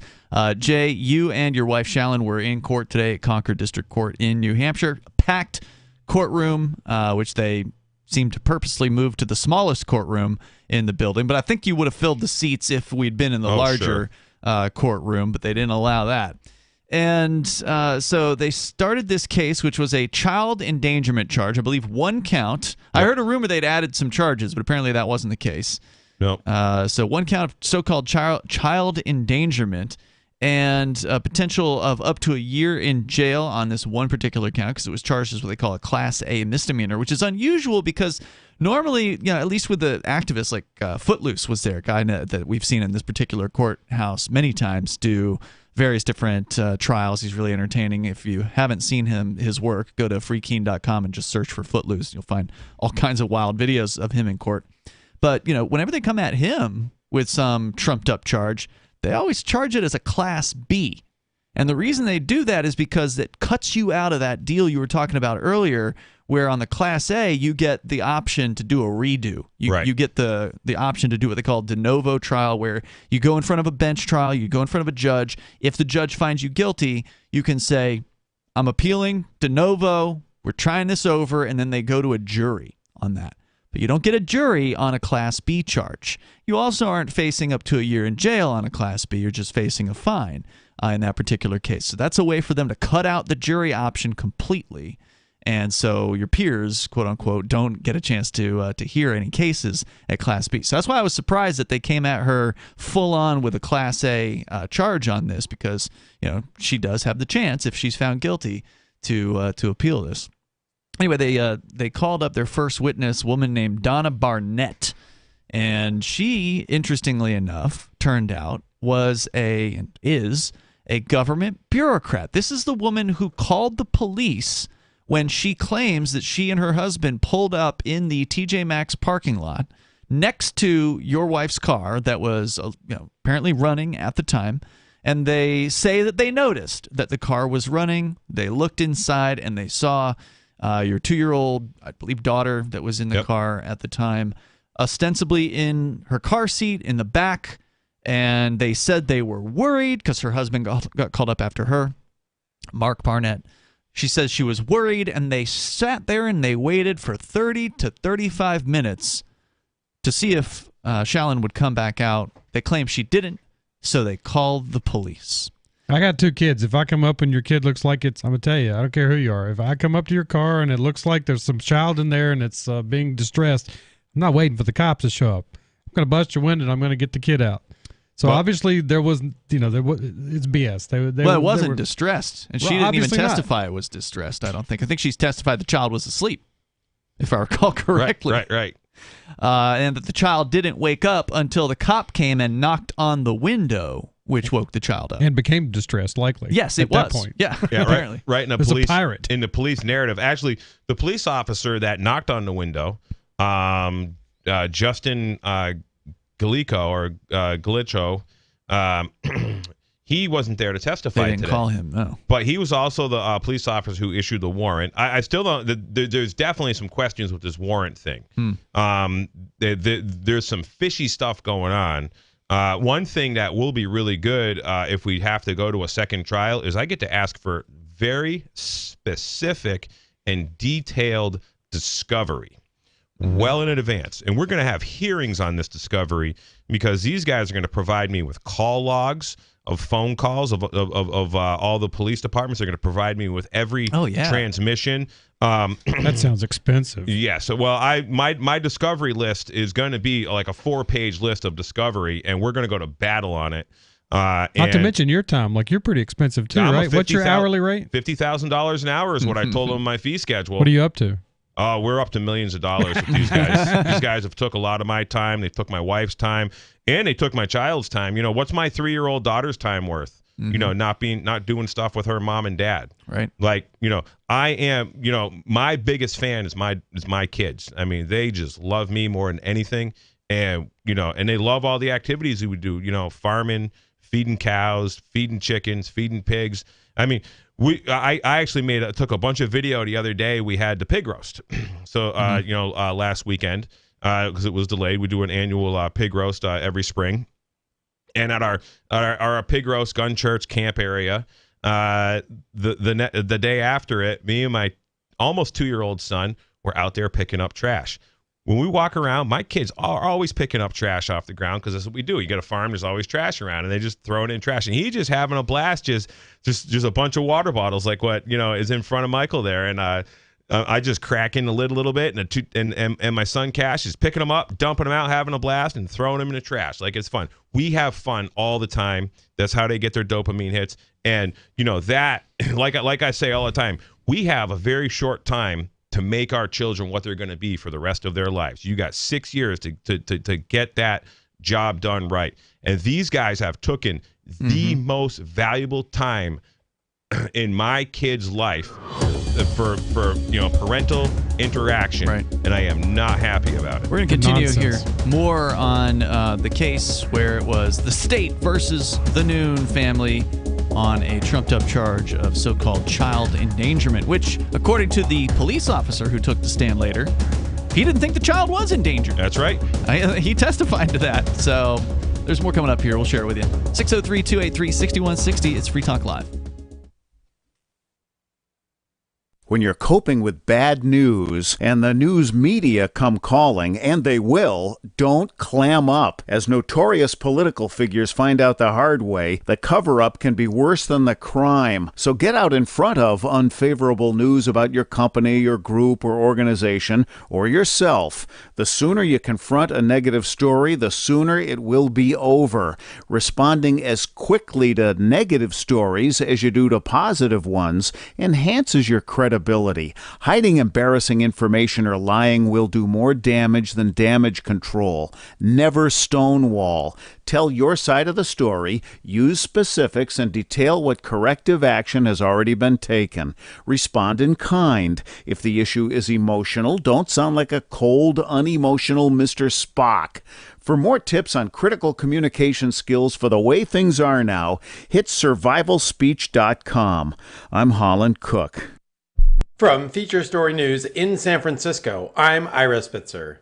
2 more members of the far-right Oath Keepers militant group have been sentenced to prison for their involvement in the January 6th assault on the U.S. Capitol. Roberto Minuta and co-defendant Edward Vallejo will be jailed for 4.5 and 3 years respectively, convicted of seditious conspiracy, having sought to stop the certification of Joe Biden's 2020 Electoral College victory.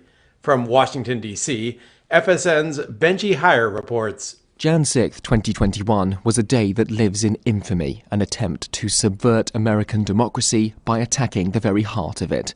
A mob storming Congress with an intent to overturn the result of an election which Donald Trump lost to President Biden.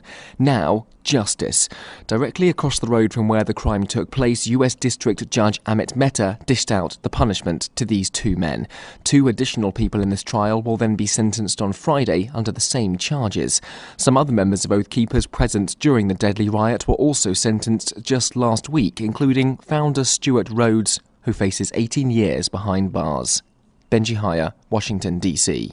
The White House says President Biden is doing fine after he tripped and fell Thursday as he was handing out diplomas at a graduation ceremony at the U.S. Air Force Academy. FSN's Tony Waterman has more. President Biden had just handed out the last diploma, and as he walked back to his seat, he went down pretty hard, catching himself with his hands before being helped up. Biden pointed to something on the stage before giving the thumbs up, and the White House communications director has indicated that the president tripped over a sandbag. This isn't Biden's first stumble. He fell off a bike last summer and slipped while boarding Air Force One. At 80 years old, Biden is the oldest president in American history, and polls have shown that Americans are concerned about older presidents. Biden, though, shrugged off the fall, jogging back to his motorcade when the graduation ceremony ended. U.S. stocks rose on Thursday after opening in the red amid debt ceiling progress and comments from Federal Reserve officials.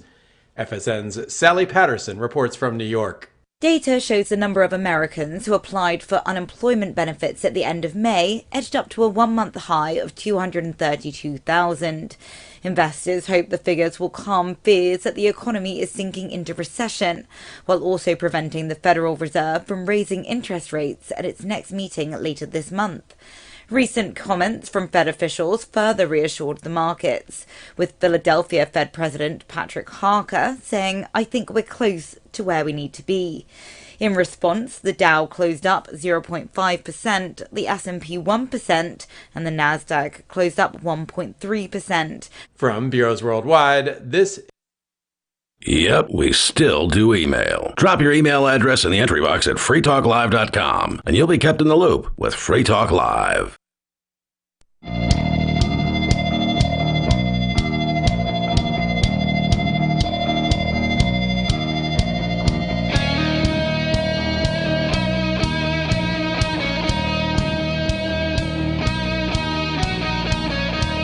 Free Talk Live, and you can join the show here. The number is 603-283-6160. We're telling you in some level of detail about the courtroom experience today with Jay and his wife, Jay Noon, and his wife, Shallon, in front of the Concord District Court Church, where they were trying to put her away for up to a year in jail for the dastardly crime, so-called crime, of leaving her child in a car seat in a climate-controlled car on a relatively nice March day in New Hampshire a year ago. So we can talk more about that coming up here. It's Ian, Mushmouth Mike, and Jay with you tonight. The number if you want to join the show is 603-283-6160. That's 603-283-6160. And I want to say thanks to Dash. Free Talk Live is brought to you by Dash this hour of the show, which is a cryptocurrency designed to be used for spending. And one of the cool things about Dash is that they were actually the first crypto project to have what they call a decentralized autonomous organization. And they started this thing like almost a decade ago, because Dash is one of the oldest cryptocurrencies, and it's widely available on exchanges and in multi-crypto wallets. It's easy to get and to use Dash. You can learn more over at dash.org. And when you do dig into it, you'll learn that their decentralized autonomous organization takes 10% of the mining rewards from Dash, and they put it into essentially a treasury. And then anyone that has one Dash, which right now is between $40 and $50, if you got one Dash, you can put forward a proposal, and that proposal can do all manner of different things. We did one, for instance, for Free Talk Live to get this sponsorship. But there's other things that you can do with it. And you put the proposal out, the Dash masternodes, which are kind of like some of the stakeholders in the system, they decide whether or not that proposal moves forward. They'll vet the proposal, they'll ask tough questions, and they'll vote on it. And decentralized autonomous organizations have become very plentiful these days. They're all over the place in the world of crypto, but Dash paved the way by doing it first nearly a decade ago. You can learn more over at dash.org. And thanks to the Dash Decentralized Autonomous Organization for sending us 32 Dash per month to promote Dash on the air. Visit dash.org to learn about Dash. That is dash.org. All right, so Jay, we were talking about the first witness in your case that the state called. Karen, Not Karen. Yeah, Her name's not Karen. Donna. She looks like a Karen, though. Her name is Donna Barnett. And did you know in advance that she was a government bureaucrat? We couldn't find anything really about her. We internet searched her, and we just and I'm not real good at that stuff. Well, somebody on Jeremy Kaufman's profile, because he tweeted about this woman on his Twitter account, library founder, LBRY.com founder Jeremy Kaufman, and one of his commenters dug up her LinkedIn profile. Right. I don't know, real fast. Thank you. And she is currently working for the Merrimack County Attorney's Office, the prosecutors in the very same county where this case was happening. Concord is a Merrimack County city. And so this woman's job is to work on stupid cases like this. And so she probably saw this car that was allegedly she pulled up next to your wife's car. And she said, "Oh, we could win this case or whatever. Oh, we can attack. Stater. We can attack these guys with the New Hampshire Health Freedom sticker and the free license plate and there's a couple other earthy, crunchy type kind of things on the car." But it was just interesting that the complaining party in this case just so happened to be a government bureaucrat, which was the same thing was true in my first criminal trial here in New Hampshire, where I was on trial for my tenants having a couch out in the lawn. When I was on that trial, I learned through my questioning of the witnesses that it was a government bureaucrat who lived down the street who called in the complaint against the couch in the lawn. So once again, it's not even your real neighbors in a lot of cases who are doing these things. It's professional government bureaucrats whose job it is to ruin people's lives, who in many cases are actually bringing these complaints. It's job security. Yeah. Well, I mean, for Taxation example, theft. One of the things that we're going to look into with this stuff is where the money comes from that goes into the judicial pension fund.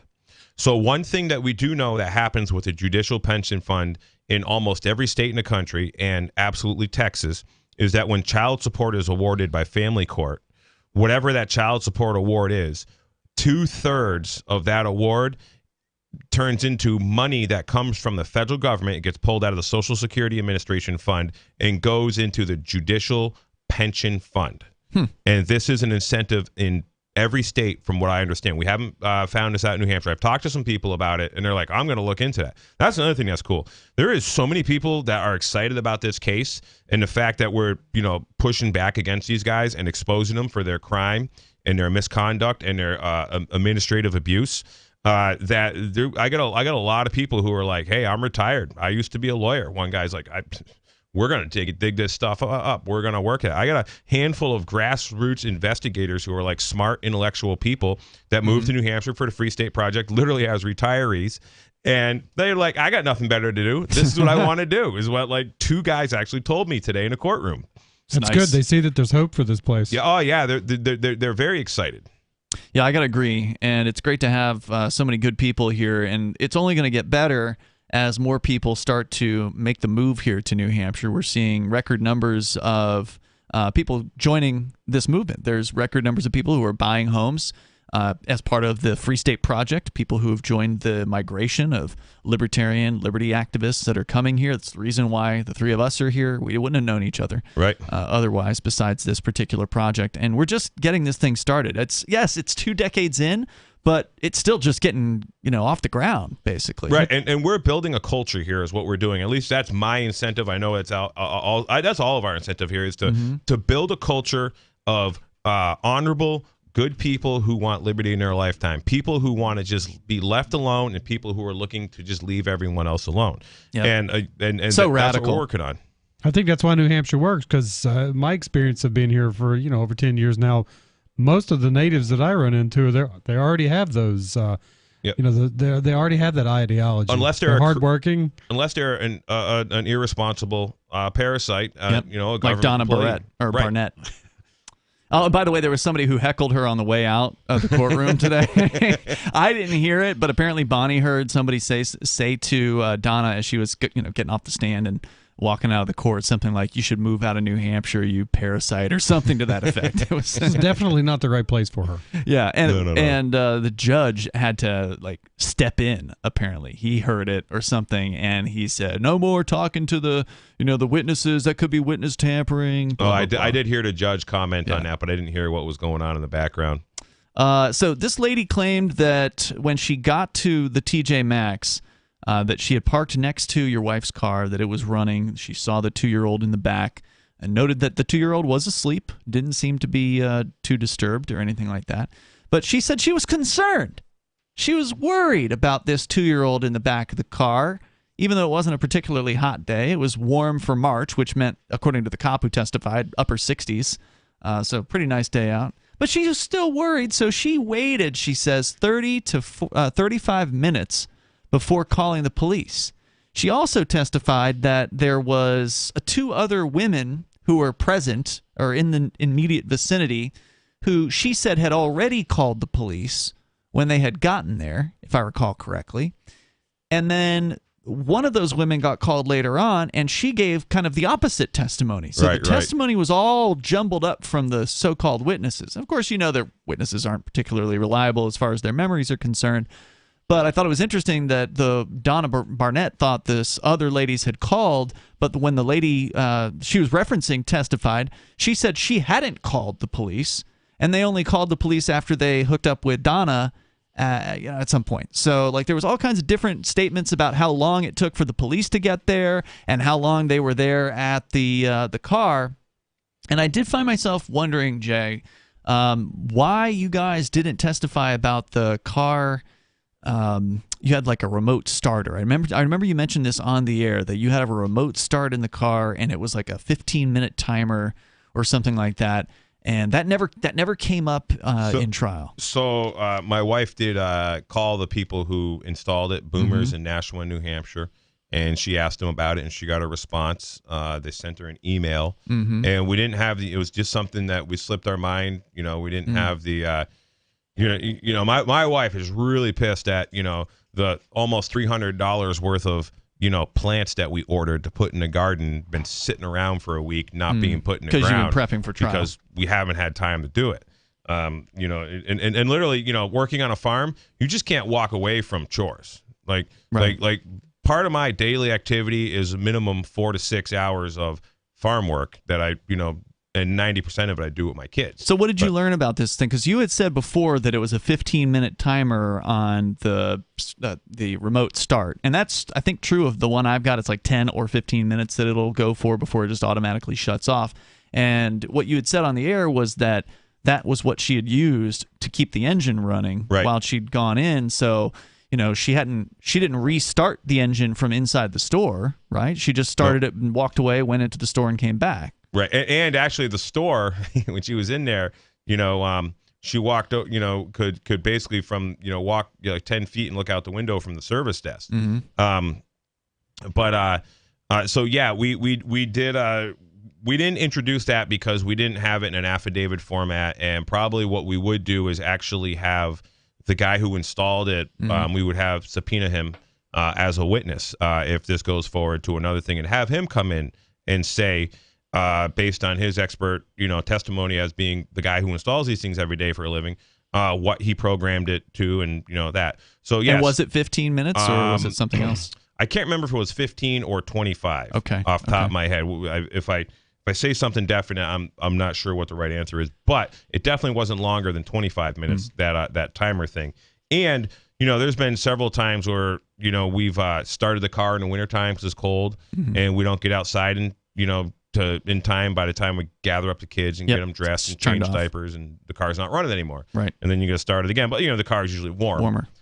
So that thing. Yeah, I don't think it's going to be a make or break for the case or anything like that, because I don't think they proved their case at all. The witnesses were all over the place as far as their estimates of the time, and regardless, even the police officer, when he testified the child did not appear to be endangered by anything at all. But then when the prosecutor asked him some questions, he asked him to wildly speculate, essentially, without saying that, on what could have gone wrong. And I believe the cop said that the car could have caught on fire, that there could have been, I'm surprised he didn't say an asteroid could have come and smashed the thing to bits. It's possible. Right. I really want to see the video of me cross-examining that cop, because I pissed him off. When I asked him, how many times has he seen a child harmed or injured in a car seat because it's sitting in a park, because it's just a car sitting parked somewhere. He admitted said, not ever. None. And then I said, how many times have you seen a child, injured or harmed in an automobile accident while traveling down a road? And he says, several. I've seen that. And I go, how many? And they objected. He looks at the prosecutor, help me. Yeah. And the prosecutor objects. And so. But it was clear that police officer had he didn't have any kids, and I asked him if he had any kids, which we're gonna they objected to that one too. Well, we're gonna find a way to get around that, because what's happening is the liberal left, right? These radical leftists don't have any kids, and it isn't that they don't have any kids. They have, most of them don't have kids. Like the average liberal leftist families having like 1.3 kids according to statistics, and the average conservative family is having over 2 kids per family. So the liberals are, not really having kids, and what kids they are having, they're convincing them to, mutilate themselves and, essentially sterilize themselves. They're not at replacement levels. No, and they're sterilizing their own.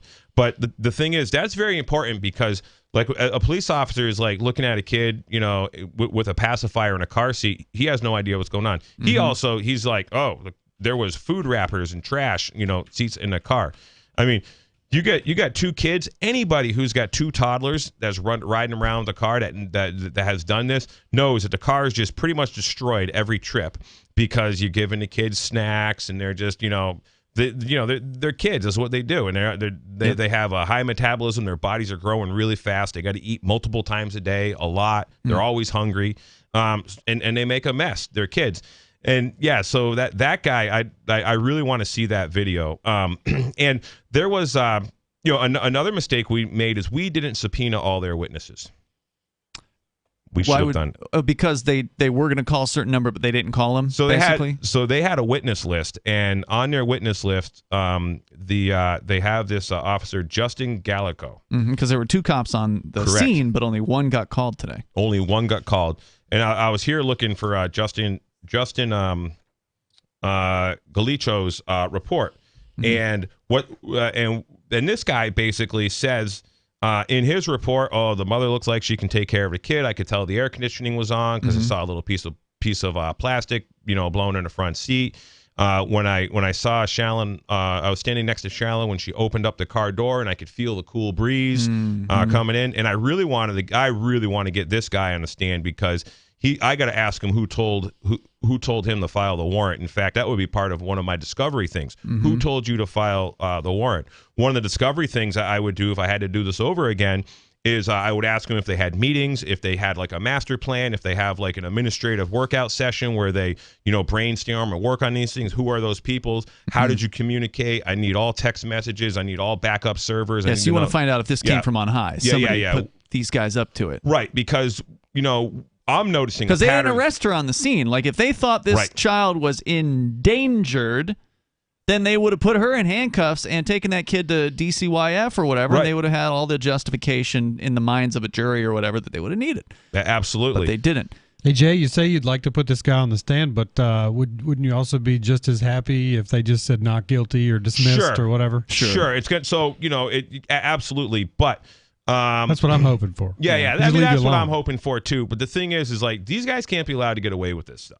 Of course not. Is the bottom line. And so going to the slimeballness of the prosecutor, they purposely didn't have this guy appear in court today, because his statement totally blows the whole, all of the elements of this particular child endangerment charge out of the water. Sort of his whole narrative sort of pretty much nullifies the entire charge. Maybe all those sort of things you're saying, where if they knowingly did this and advised this guy, if you could prove these things and begin developing and showing these level of corruption, I mean, maybe with any luck, these people just leave office or they get thrown out or whatever. Sure. So like one of our friends, J.R. Hull, who's a liberty-minded state representative. He gave his kids some, ivermectin, Nobel-winning prize, very safe medication. And DCYF actually they came down him. They got an emergency order to take all his kids. They're like teenagers and stuff. And he spent $38,000 in lawyer fees.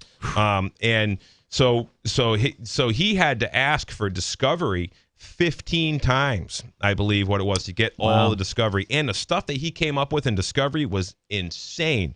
And he asked them for all their, servers and their backup servers and, everything. And now, and all that information he got is going to become very handy, or is very handy for, I believe he's pursuing a lawsuit against DCYF right now. And so J.R. Hull's another guy who is, fits this narrative. He's part of Health Freedom New Hampshire, right? I think the Health Freedom New Hampshire sticker in the back window of my wife's car is very telling. Because if you look at, this pattern of abuse, many of these people will get into this in probably a little bit. We're all, essentially free staters or part of Health Freedom New Hampshire. But yeah, so the slimeball attorney, the prosecutor there, they purposely did not want to bring this guy into, on there, so we could not introduce his narrative, into evidence. And that was a fault of me not getting him subpoenaed.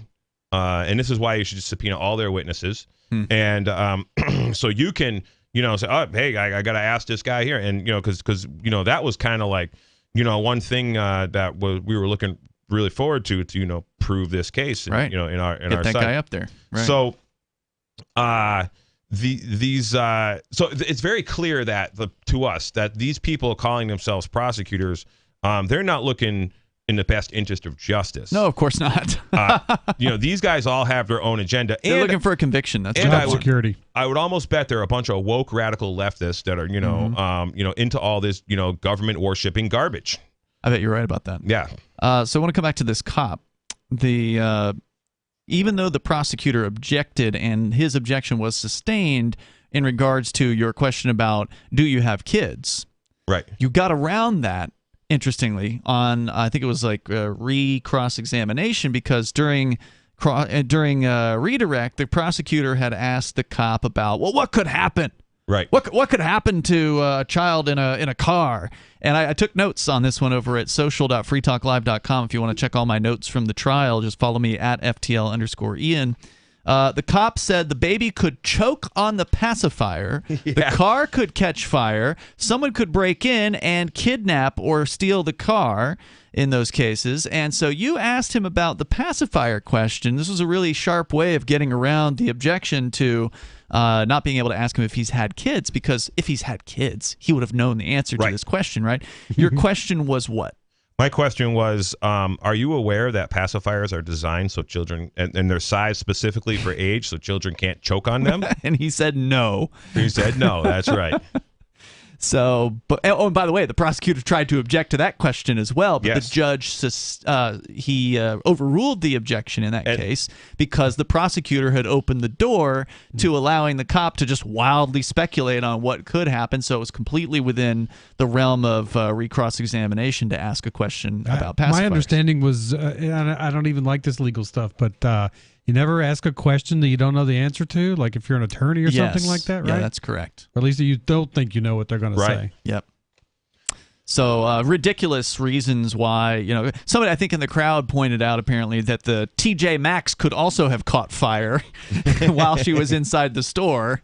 So like the idea that it was less safe and the child was less safe in the car is ridiculous. Just trying to justify this is a huge waste of time and effort. Yeah.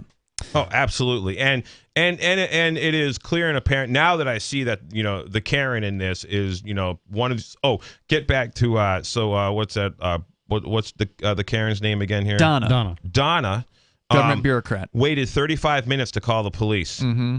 But yet she didn't have a clock. She had no way to know. She testified. I think that she needed to say she waited 35 minutes because she works in the lawyer's office. And they wanted to, have that timeline that long. Mm-hmm. And even though 35 minutes is actually absurd. Another thing that we have is the Google, there's no tracking data on my phone, but my wife runs like an Android Google, Play Store phone with Google Maps on it. And she's got Google Maps right there on her phone. She's like, how do we introduce this into evidence? Because it tells exactly how long she was there in the parking lot. Really? Yes. Okay. And interesting. I'm not going to disclose that information. Right. They're listening. But I'm like, and I mean, one of our friends in the courtroom's like, well, just look at Google on your phone, Shallon. That'll tell you. Are you running Google Maps on your phone? He says to her, that they're at 8:30 and standing in the lobby. Yeah, why? I'm running Google Maps. I got Google Maps. Yeah, well, just look at your timeline and let's say how long you're at that parking lot for. Wow.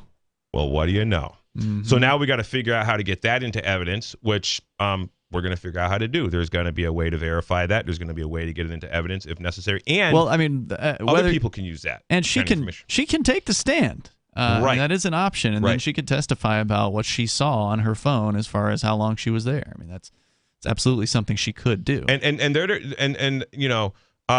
She did not want to. I wanted her to take the stand to get a couple of things in, but she is just like so nervous and she probably would have start crying. She's not like you were at my wedding. She's not a public speaker. Yeah. And when you got a bunch of threatening personalities in the room, it's scary. And they intimidate her. People there with guns. Right. There's guns in the courtroom, right? Oh, yeah. And they're irresponsible people. Remember, all these people with the guns and badges and the suits and ties who steal from the working class with paper and pen, they have what's called RSA 99 qualified immunity, which means they are not held liable for any civil, stuff that they do, and they're not even held liable for criminal actions. It's really hard to prove the criminal actions. So this creates a culture of irresponsible people, the irresponsible parasite class, I refer to it as. We're going to continue here. Hour number 3 is on the way. If you want to join the show, maybe you've got a comment on this case or whatever happens to be on your mind. I know, Mushmouth Mike, you wanted to talk about a boycott going on out there that's kind of got your interest. Oh, yeah, I like this coming idea. Up.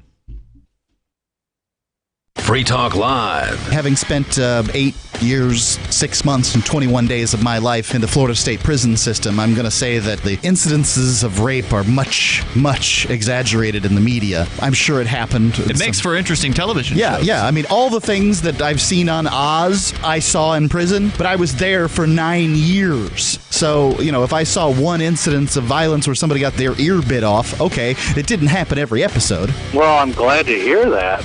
I mean, it is a public perception, though, and people, it's almost a joke, or it's like a wink and a nod. Yeah, sure. Bubba's going to get you when you go to prison. That's exactly the idea. As though sodomy somehow fixes people's broken minds. That's not where they're putting that thing. So I mean, it's not gonna jostle anything around and fix it. Free Talk Live, 7 nights a week from 7 to 10 Eastern, live on the Liberty Radio Network at LRN.FM. Are you tired of governments murdering people around the world? Stop using their money. There is an alternative. Bitcoin is a stateless, free market, non-political currency. Bitcoin cannot be inflated or controlled by any government. By using their money, you are helping the state. Stop doing it! You have an incredible alternative available now. Learn it, use it, spread it. Get started with Bitcoin at Bitcoin.com. That's Bitcoin.com. Tired of cancel culture? Sick of mega tech corporations holding an axe over your head? Join the LRN.FM Matrix chat server. It's self-hosted, so no one else can tell us what to do or say. Don't like the existing channels? You can make your own. You can even connect into some of our channels from other Matrix servers. It's federated. For the full LRN.FM Matrix experience, though, you should join our server via the step-by-step instructions at chat.lrn.fm. Chat.lrn.fm. You're listening to the live edition of Free Talk Live. Hour number 3 is next after the news here on the Liberty Radio Network at LRN.FM. From Feature Story News in San Francisco, I'm Ira Spitzer. 2 more members of the far-right Oath Keepers militant group have been sentenced to prison for their involvement in the January 6th assault on the U.S. Capitol. Roberto Minuta and co-defendant Edward Vallejo will be jailed for 4.5 and 3 years respectively, convicted of seditious conspiracy, having sought to stop the certification of Joe Biden's 2020 Electoral College victory. From Washington, D.C., FSN's Benji Heyer reports. Jan 6, 2021 was a day that lives in infamy, an attempt to subvert American democracy by attacking the very heart of it. A mob storming Congress with an intent to overturn the result of an election which Donald Trump lost to President Biden. Now, justice. Directly across the road from where the crime took place, U.S. District Judge Amit Mehta dished out the punishment to these 2 men. 2 additional people in this trial will then be sentenced on Friday under the same charges. Some other members of Oath Keepers present during the deadly riot were also sentenced just last week, including founder Stuart Rhodes, who faces 18 years behind bars. Benji Heyer, Washington, D.C. The White House says President Biden is doing fine after he tripped and fell Thursday as he was handing out diplomas at a graduation ceremony at the U.S. Air Force Academy. FSN's Tony Waterman has more. President Biden had just handed out the last diploma, and as he walked back to his seat, he went down pretty hard, catching himself with his hands before being helped up. Biden pointed to something on the stage before giving the thumbs up, and the White House communications director has indicated that the president tripped over a sandbag. This isn't Biden's first stumble. He fell off a bike last summer and slipped while boarding Air Force One. At 80 years old, Biden is the oldest president in American history, and polls have shown that Americans are concerned about older presidents. Biden, though, shrugged off the fall, jogging back to his motorcade when the graduation ceremony ended. U.S. stocks rose on Thursday after opening in the red amid debt ceiling progress and comments from Federal Reserve officials. FSN's Sally Patterson reports from New York. Data shows the number of Americans who applied for unemployment benefits at the end of May edged up to a one-month high of 232,000. Investors hope the figures will calm fears that the economy is sinking into recession, while also preventing the Federal Reserve from raising interest rates at its next meeting later this month. Recent comments from Fed officials further reassured the markets, with Philadelphia Fed President Patrick Harker saying, "I think we're close to where we need to be." In response, the Dow closed up 0.5%, the S&P 1%, and the Nasdaq closed up 1.3%. From Bureaus Worldwide, this is FSN. With FSN Spotlight, I'm Simon Marks. South Africa has taken the extraordinary step of granting Vladimir Putin diplomatic immunity so that he can attend August's summit of BRICS leaders in Durban. The move means the Kremlin leader is free to attend the gathering of Brazilian, Russian, Indian, Chinese and South African leaders without any fear of arrest after the International Criminal Court accused him of war crimes in Ukraine. South Africa, as a signatory to the ICC, faced pressure to detain the Russian leader if he attended the summit. Among those who think the current South African government has made a mistake, the country's former president, Thabo Mbeki. We can't say to President Putin, please come to South Africa, and then arrest him. At the same time, we can't say, come to South Africa and not arrest him, because we're defying our own law. We can't behave as a lawless government. So I'm saying the BRICS leaders must agree. Either we hold the summit in one of our other countries, not South Africa, or virtually, but the summit must be held, chaired by South Africa. Those calls for compromise have now been rejected, and the stage is set for the summit to begin in person in Durban in August, with Vladimir Putin now free to attend. The Kremlin has still not confirmed that he will travel to the summit, and it's possible he'll do South Africa a favour and stay away. With FSN Spotlight, I'm Simon Marks. The main news again. 2 more members of the Oath Keepers militant group have been sentenced to prison for their involvement in the January 6th Capitol attack. The White House says President Biden is doing fine after he tripped and fell while handing out diplomas at a graduation ceremony. And U.S. stocks rise amid progress on the debt ceiling deal and comments from Federal Reserve officials. That is the latest feature story news. Ira Spitzer reporting. This is the Onion Week in Review. Sources are confirming your dog died earlier today, and we're all really sorry you had to find out about it like this, buddy. Though it's a lousy thing to have to learn from an online web video, and even shittier to hear from a cold, hardened newsman's voice that you can't put a face to, your pet passed away in his sleep while you went out today, and we understand how shocked you must be right now. Sources added that there are many local shelters with animals in need of a good home, though we understand that no dog can ever truly replace the one you just lost. I lost a dog once, but my mom was the one who told me about it, and she was quite the comfort. In this week's op-ed pages, Pantene CEO Marcus Russo laments feeling like the only one who gives a shit about rich, lustrous hair. In other news, a study finds that newborn infants can tell if their parents are losers. A man who just assembled a desk is unsure how he has every screw left over. And Jeff Beck is lured into a dark alley with the old guitar pick on a string trick. For more, visit theonion.com/newsbeat. This is the Onion News Network. Got Telegram? You can follow our channel there and discuss show prep with other listeners at telegram.freetalklive.com.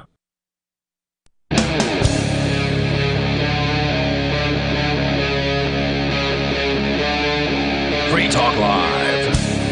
It's Free Talk Live. We're kicking off the 3rd hour of the program. The phones are open if you want to join the show. You can bring up anything you want to discuss. The number is 603-283-6160. That's 603-283-6160. Here tonight, Ian. And Bushmouth Mike. And Jay. We're going to go back to your phone calls and thoughts. You can bring up anything you want. That's kind of what we do here on Free Talk Live. We've been focused tonight on the trial that happened today. And it did wrap up today. It looked like it might go into a second day for a moment there, but then it turned out that you guys, Jay, didn't call anybody on the defense side, which you're not obligated to do.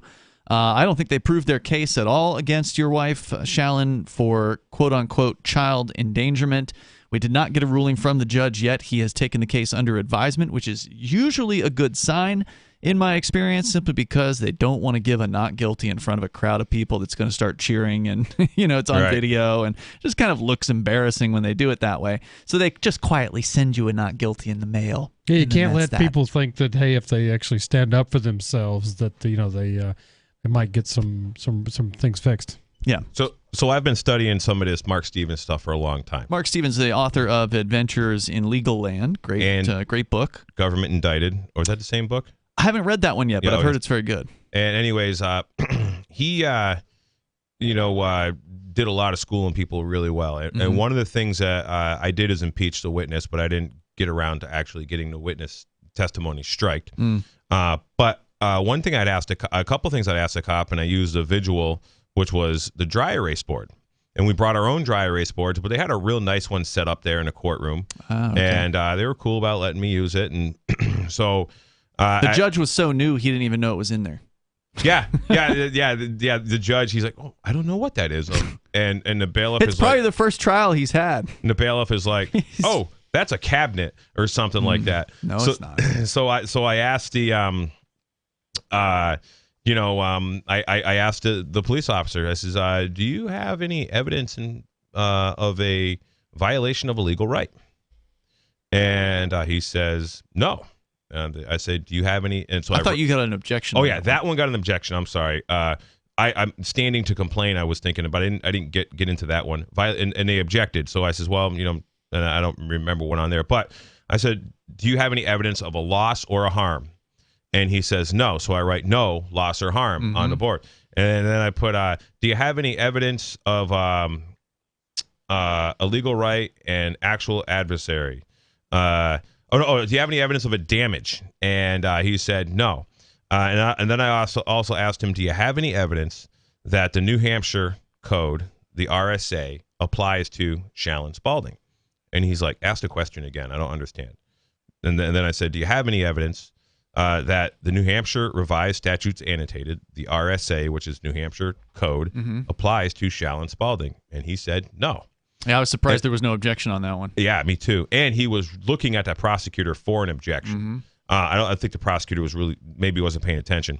But then the prosecutor, because I put in my pleadings that a whole bunch some stuff in the motion to dismiss, which the prosecutor had probably read, that just because you're on New Hampshire, or it said in New Hampshire, whatever, does not mean that the New Hampshire laws and code apply to you just because you're there in New Hampshire. Well, they have to prove that. So what I did, they should have to. So the they won't. The prosecutor said something to that fact. I don't remember exactly how he worded it. I'm actually kind of excited to watch his video because that's where we're going to really learn some stuff from.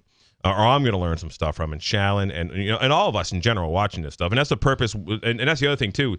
This would be hard to document in other states like this. Like Massachusetts, it wasn't really easy in difficult, Massachusetts right? when I did it 10 years ago. And in like New York State, it's like impossible to get a camera in the courtroom. And I guess with the feds, you can't get a camera in a courtroom either. So I asked the officer after the and I said, I have a follow-up question. I said, because it was cross-examination. I says, do you have any evidence that because you're standing on the soil we call New Hampshire, that the New Hampshire laws or code apply to anyone? And the prosecutor objected. And the judge says, well, I don't know if he said this, but he's like, you opened up this can of worms. He didn't use that phrase. And, so I'm going to allow the question. And he told the prosecutor, witness, to answer the question. And he said, no. And I just, heard, Mark Stevens' voice in the back of my head, because I've been listening to the guy for years, just like a big yeah or something, that was a pretty cool thing. And there was another point where that I thought was pretty comical, where both the witness and the prosecutor object at the same time. And the judge goes, I'm not taking your objection, he says, or something like that to the witness. I don't know if I might have missed that one. Which witness was the witness was said objection? Yes. Well, he said I think what he did was mouth objection to the prosecutor, and it kind of came out. It was very. Which was it? The cop? It was the cop. Like Yes. unconscious, maybe. Well, no, because I heard I heard it come out, and I don't know if the judge was looking at him, but the judge caught it. And I wasn't sure that the witness said, I object, but the judge says, I'm not accepting an objection from you, or you can't object. We'll have to watch the video. Wow. But that was pretty funny. But when I was going on about the pacifier, and I asked him, how many kids die in motor wrecks versus, sitting in cars and parking lots, drafting car seats with the air conditioning on. 0. And he was getting pissed. And so we definitely got him off of his, train of thought or his coaching, because they school these guys on this stuff. Let's go to the phones here. I got Major Payne on the line in Michigan. You're on Free Talk Live. Go ahead, Major. Yeah, guys. I hate to tell you this, but I'm going through the same thing with my daughter and her children out in Arizona. The state's trying to sell them. What about? She's got a middle child. The oldest one is autistic and gets away with all kinds of crazy things. Mm-hmm. And the middle child has learned to pretty much emulate the crazy one to get what she wants. Well, she's been stealing money from her mother, stealing food from the house, stealing from stores, just being a heathen, right? And so her mother gets her in the side yard after she's done something again, and you know how you drop and you lock your legs and you drop somebody like a tree? Well, she was going, and this girl, she's getting big. She's getting like 140 pounds, so handling her without, popping her in the nose is getting to be a chore. Mm-hmm. So Amber does the right thing, and this is the same thing the cops and the paramedics and all the legal aids, or not the legal aids, but medical, assistants, when people are going badass crazy, that's how you drop them. So that's what she does. And, she gets her by the scruff of the neck, and they're walking back to the house. Well, the kid squirms away from her, spits right in her face, and Amber just loses it for a split second and backhands her. Mm. And then there's a crazy grandmother in the situation that's always been trying to, meddle. Mm-hmm. She's just the most manipulative woman I ever met. But, yeah, this whole thing's cost me $7,500 already, and it ain't nowhere near over. Hey, so is she being charged with child abuse or something? What's the charge? Yeah, well, the prosecutors got a tentative assault charge, been sitting on his desk for 2 months. But I hired her an out-of-town attorney all the way from Tucson. Hell, he's got to drive 2 hours to get there. How old is your daughter, Major? She'd be now about 32, I think. Wow, I hope she's contributing for these legal bills too. Oh, she is. She's done set up a separate account, but I mean, she had. I had to come up with a retainer. Hey, Major, there's a guy that you should get a hold of in Arizona. His name is Mark Victor. He's a good friend of Ernie Hancock's. I don't know if you're familiar with Ernie Hancock, but Mark Victor is like a libertarian freedom type attorney in or around Phoenix. And if you want to email me, Major, my email is jay@jaynoon.com. So that's JAY@JAYNOONE.com. And I can send you, find some contact information to get you in contact with some people in Arizona that might be helpful in your situation. All right, I tell you, I don't do all that email and Facebook stuff, but I will relay that to my daughter and have her contact you. So if you get something from Amber, that's who it is. Yeah. All right. Yeah, it's a frustrating situation. I mean, I don't support using violence to, train kids or whatever, but I can understand why somebody would blow up in an instant when they're being pushed. I mean, that's probably what that kid wanted, the reaction they were looking for. So I don't believe. Like I said, the oldest girl is autistic, and she's gotten away with crazy for the 14 years this other one's been watching. The kids in the public schools. Of course. Yeah, so that's where they're learning it. That's exactly right. Yeah, well, too, if hey, mom slaps me for running my mouth, well, she doesn't do that. I'm going to go tell somebody and get her in trouble. And so there's a lot of elements that are pretty much equating why kids are just out of control. So parents are overworked. Parents aren't really raising their kids. They're relying on internet devices. They're relying on daycare. Sounds like a single mom here too. And they're, in the single mom epidemic. And then, so the kids aren't getting consistently disciplined. And then the kids get out of hand, things happen. And it was, normal 50, 60, years ago for, a kid to get, sort of the rod of discipline. I luckily, having children later in life and training horses, pretty much my first 30 years of my life, I was into training horses, and I learned very quick that if you start beating up horses a little bit, you're going to get hurt. So I learned how to deal with horses without using, essentially the rod of discipline or smacking them around. And I've also watched a lot of cowboys get really messed up, because they're just being rough on horses. And even like my dad, like he gave me some spankings. He gave my next brother a couple spankings. My youngest brother, he never had to give him a spanking. So my father, he learned after raising 3 other boys with the 4th boy how to go about discipline. And so it's a learning process, and it's actually something I plan on. I plan on. I have been teaching parents and teaching people and telling about ideas on how to go about discipline, how to and the biggest thing is you just have to be consistent. But the thing is when kids are getting out of hand and you discipline them the way grandma disciplined dad, for example, the state's getting involved now. The state wasn't getting involved back then. And a lot of kids that are 14, 15 years old, they're just, I've seen where, oh, yeah, you're going to spank me? I'm going to call social services. I watched, there was these kids that lived a couple houses down from where I grew up, and they were constantly in trouble. Well, actually, those 2 kids are dead right now. Oh, and they're wow. my age because, they would be my age. We went to school together. But like they were the ones. Oh yeah, I'm gonna call social services. DSS is Department of Social Services, what it was in Massachusetts. That was like the word that you used, and I can remember them like saying that. Oh, you just tell your parent, just call it DSS on your parents if it's terrible. if they're gonna discipline you, like that. And those kids died of heroin. That was their deal. So when the state is taking all this disciplinary rights away from the parents. The state has assumed that they are the father of the children or, the owner of the children, at least, in what I see that the state does. And this is also part of the problem. Major, thanks for the call tonight. I appreciate it. Good luck out there. Let's continue here. Chuck's in Washington State. Chuck, you're on Free Talk Live. Go ahead. Chuck? Going once. Chuck going twice. All right, let's try Sarah in New Mexico. Sarah, go ahead. Yeah, so we have this thing called the CARE Shakedown in our state. The CARE Shakedown? Yes, that's they're doing a massive traffic patrols. Normally those 2 words don't go together, caring and shaking someone down. How does that work exactly?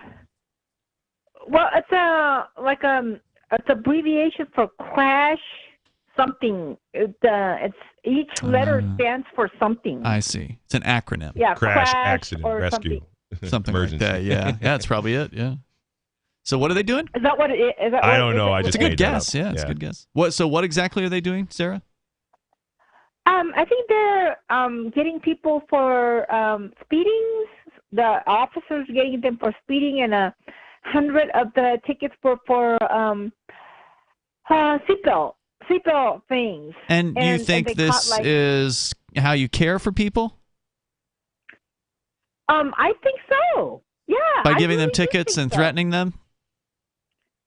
Well, I mean, having them slow down because they don't think that speeding is dangerous. That's going to hurt somebody else. Well, it generally doesn't. Well, but every once in a while it does kill a whole bunch of people. Most of the time it doesn't, but there's that one time that it does, and it kills a whole family. Well, life isn't without risk. Driving is dangerous. Yeah, it's one of the most, actually the most dangerous thing you can do. I was looking up some statistics. The way most children die is in car accidents in the United States. Is that right? Do you know that the past several years, 33 children have died from heat exhaustion in cars? And this basically has happened in like Texas, California, New Mexico was one of them. I think New Mexico actually Florida had the highest. So the hottest states. Yeah, all these hot states. It's actually, I couldn't even find a case where a kid died of heat exhaustion in New Hampshire. Couldn't even find one. Sarah, thanks for the call tonight. The number here is 603-283-6160. Jay, other highlights, was there other, things you wanted to share from your day in court today that we might have glossed over or missed entirely? So, we studied like the Mark Stevens stuff. We, brought up, that the state had no standing. Of course, a judge denied it. We brought up the state, proved that there was no violation of a legal right, that they proved that there was no loss and there was no harm. Also, that there's no evidence that the code applies to Shallon Spalding. Which would have been interesting because one more thing about this. So with the other police officer, he's a guy I really wanted to just ask a lot of questions to. But in my, potential, I'm still going to have an opportunity to do this when I sue these guys, because I'm going to have them deposed as part of a civil lawsuit. So he writes in this narrative report that he could not get a warrant against my wife until he got the date of birth of what they of who they referred to, baby Spalding. Really, is what they said. So when and I have this on video, when my daughter was born, Cypress was born at the hospital. We had to use the hospital because the midwife we used is one of these midwives that got a lot of customers, and she just didn't want to deal with my wife, I think, because my wife's blood pressure was a little high. And it's kind of a thing that, from what I understand, is the midwife says that some of these women they'll have a whole bunch of clients, and they have too many clients, and then they just start kind of shaking them off a little bit, right as they get towards the end. Oh, they come up with a reason why they got to refer you to an obstetrician, OBGYN. So I kind of think that's what happened there. So we're in the hospital, and I'm like, hey guys, I don't want a birth certificate for my kid. I don't want the state of New Hampshire having any of my daughter's biological identification in any database, because as history shows, when it becomes illegal to be Jewish, or it might become illegal in America to become white to be white at some point. Just like a friend of mine said, oh, it's almost illegal just to be a white cis male in America now. So, and I actually have a video of this that I'm going to, put as part of a workshop where I tell the social worker, I believe I actually sent you the video when it happened, Ian, where I tell the social worker I don't want them guys doing this because the government is irresponsible with data.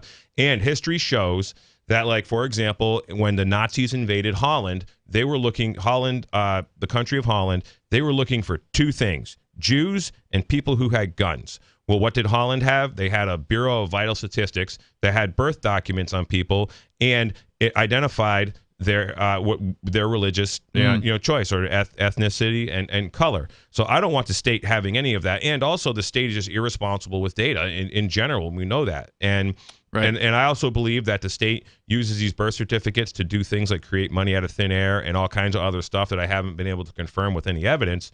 But there's a lot of, but we know that the Federal Reserve, that the government, in cooperation with the Federal Reserve, just literally creates money, bam, out of nothing, like just into existence. Well, any data they have on you, they can use against you, right? Yep, right. And so we don't want them having their data because, because when it comes time, to eradicate someone for some race of people or some kind of genocide for some reason, they're going to go look at this particular people that they want to eliminate, whoever takes over the government. Let's say the government gets invaded, right? Let's say they get invaded by, I don't know, Mexico, and Mexico's like, takes over, and they're like, oh, well, all the white people who want to get rid of you, in America, and they just start going and looking up, or all the Christians, or all the whoever, or people who, are free staters, people who don't want to take vaccines, like the whole police thing, they're like, they wrote that we were anti-vaxxers, in the report from the hospital. So I did not want them to issue this birth certificate. But one of the things that the cop who issued the warrant said that he could not do was issue a warrant until he got a date of birth. And I have been working on this thing for years now, that the reason that these courts are coming against us, and this is another thing I did in this court, but the reason these courts are coming against us when there's no violation of a legal right, there's no loss, there's no harm, there's no violent cause of action, there's no corpus delicti, and there's no there's no adversary in these courts. And I believe what they're actually enforcing is intellectual property law. And I followed the work of this guy. I can't think of his name right now. Anyways, Curtis Richard Collenbach .xyz is the guy's website. But Curtis Richard Collenbach talks about how this intellectual property is essentially a date of birth is synonymous with the Gregorian timeline only. So if you look back in history, you'll see James Madison, Thomas Jefferson, George Washington. In history, they have two different birth dates. Well, one of it is a Gregorian timeline date of birth. The Gregorian calendar was created by Pope Gregory the 15th in 1543. You can just internet search Gregorian calendar. Is that the one that we use? That's the one that, it's like today's June 1st on the Gregorian calendar. The Julian calendar was the calendar that is 13 days behind the Gregorian calendar. And so when you look at Thomas Jefferson, for example, he had two birthdays. And in a Julian birthday, born day, it was referred to Julian born day, not a birthday. Okay. Because birth comes from this maritime, law stuff where like a ship's birth and all this commerce law merchant garbage. So anyways, what happened? So this really piqued my interest, and I forwarded to some of these guys who used to do some of this research with, and they're like, wow, this is really cool. We need to find out more about this, because if you're using a date of birth, you're basically admitting that you're using the intellectual property that the state is charged to enforce. One of the things I put in these pleadings is a theory. There's no proof. This is a theory. Yeah. There might be some proof that I haven't really thoroughly examined it yet to say it is, but I put in our pleadings, we are not using any intellectual property, any copyright or trademark the state is charged to enforce. And if so, prove it. We got more coming up here. The number is 603-283-6160. Hopefully they will just find you not guilty and you'll be able to go back to work on the farm. Yep. But it does sound like you are prepared for round 2 if it comes to it. We will be prepared, yes. And the video will be out at some point, probably by this weekend, over at the Free Keen Odyssey channel. We got more coming up, and you can join the show as well here on Free Talk Live. Hi, I'm Derek J. To me, an activist's calling is to actively work to advance a cause. The cause for which I work is personal freedom. I believe my life is best when I engage in voluntary interactions and self-government. I reject the idea that anyone else has a higher claim to my life or my body than I do. I see people who call themselves the government as a threat to my personal freedom. I realize you may feel differently, but my relationship with the people who call themselves the government is completely involuntary. If Starbucks used some of its money to drop bombs, I wouldn't shop there. So why would I support the American empire? The empire does not require my consent. Derek J's Victimless Crime Spree. Watch it for free and order the Director's Cut DVD at victimlesscrimespree.com. That's victimlesscrimespree.com. From Feature Story News in San Francisco, I'm Ira Spitzer. 2 more members of the far-right Oath Keepers militant group have been sentenced to prison for their involvement in the January 6th assault on the U.S. Capitol. Roberto Minuta and co-defendant Edward Vallejo will be jailed for 4.5 and 3 years respectively, convicted of seditious conspiracy, having sought to stop the certification of Joe Biden's 2020 Electoral College victory. From Washington, D.C., FSN's Benji Heyer reports. Jan 6, 2021 was a day that lives in infamy, an attempt to subvert American democracy by attacking the very heart of it. A mob storming Congress with an intent to overturn the result of an election which Donald Trump lost to President Biden. Now, justice. Directly across the road from where the crime took place, U.S. District Judge Amit Mehta dished out the punishment to these 2 men. 2 additional people in this trial will then be sentenced on Friday under the same charges.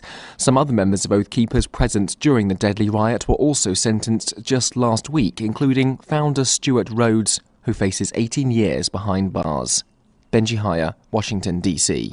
The White House says President Biden is doing fine after he tripped and fell Thursday as he was handing out diplomas at a graduation ceremony at the U.S. Air Force Academy.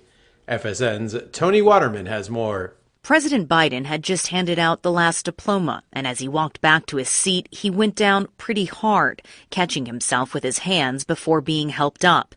Biden pointed to something on the stage before giving the thumbs up, and the White House communications director has indicated that the president tripped over a sandbag. This isn't Biden's first stumble. He fell off a bike last summer and slipped while boarding Air Force One. At 80 years old, Biden is the oldest president in American history, and polls have shown that Americans are concerned about older presidents. Biden, though, shrugged off the fall, jogging back to his motorcade when the graduation ceremony ended. U.S. stocks rose on Thursday after opening in the red amid debt ceiling progress and comments from Federal Reserve officials. FSN's Sally Patterson reports from New York. Data shows the number of Americans who applied for unemployment benefits at the end of May edged up to a 1-month high of 232,000. Investors hope the figures will calm fears that the economy is sinking into recession, while also preventing the Federal Reserve from raising interest rates at its next meeting later this month. Recent comments from Fed officials further reassured the markets, with Philadelphia Fed President Patrick Harker saying, "I think we're close to where we need to be. In response, the Dow closed up 0.5%, the S&P 1%, and the Nasdaq closed up 1.3%. From Bureaus Worldwide, this Our Matrix server is about as free as internet chat can be. Join the existing rooms or create your own at chat.freetalklive.com.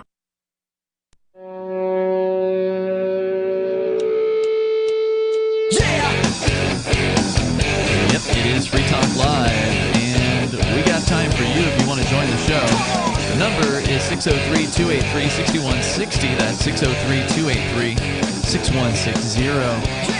It's Ian Mushmouth, Mike, and Jay Noon in the studio here tonight. We've been talking a lot about the movement, the migration of freedom-loving activists, liberty activists, libertarians, voluntarists, liberty-loving anarchists coming here to New Hampshire as part of the Free State Project. Some don't join the Free State Project, they just move here. But regardless, there's thousands of people who have moved to New Hampshire as part of this migration. We are three of those thousands. And there's probably thousands more that are planning to make the move. I know last year, was it 2022? 2021, the Free State Project had a record year of over 1,000 people moving. 2022, it was over 600 people moving. So it's been an amazing couple of years.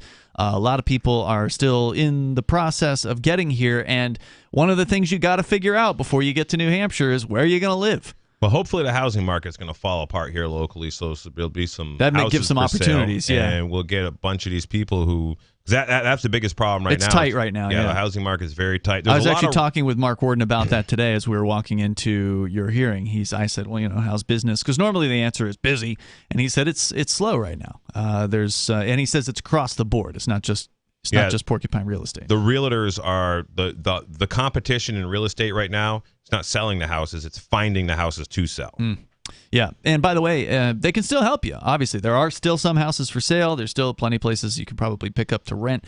And the folks over at Porcupine Real Estate are hosting a series of webinars where they're going to be focusing on some of the areas of freedoms that we've got here in New Hampshire that a lot of other people don't have anywhere else. So we'll be focusing on gun freedom. There's medical freedom, political freedom victories. They're going to, of course, talk about best practices for moving to New Hampshire and also finding housing here. These webinars are free to attend, and they're hosted by Porcupine Real Estate. These are experts. These are free staters. These are people who love liberty. They know what the situation is like here with the community, how awesome it is. You were talking about that earlier in the show tonight, Jay. These people are part of that community, and they can answer a lot of your questions. So these are a great opportunity to learn more from a distance. You don't have to physically be here. These are webinars. Go to move.freetalklive.com. It's a quick URL that'll get you right over to the Porcupine Real Estate website, to their sign-up page, where you can sign up for one or more, I presume, of these presentations, or go to their YouTube channel, which is called Porcupine Real Estate, and you can watch their past presentations there. But again, go and get signed up for the upcoming webinars over at move.freetalklive.com from Porcupine Real Estate. So I know Mushmouth, Mike, you wanted to talk about a boycott. I want to get into that, but Jay, I want to make sure we covered everything that you thought we needed to cover about the trial today. Again, video still to come on the Free Keene channel on Odyssey. Well, here's one thing. What I think's going on is that that my wife was targeted by this bureaucrat pretty much because the bumper stickers on her car, Health Freedom New Hampshire in particular, which she actually took off her car. Oh, wow. After this, you mean? Well, it's not on there anymore. She took it off. She was like, she kind of feels like that. But also, so we have other examples of this. So we have Rochelle Kelly. That was a mom who was targeted by Concord police again for bringing her kids to the park during COVID. Correct. To the playground.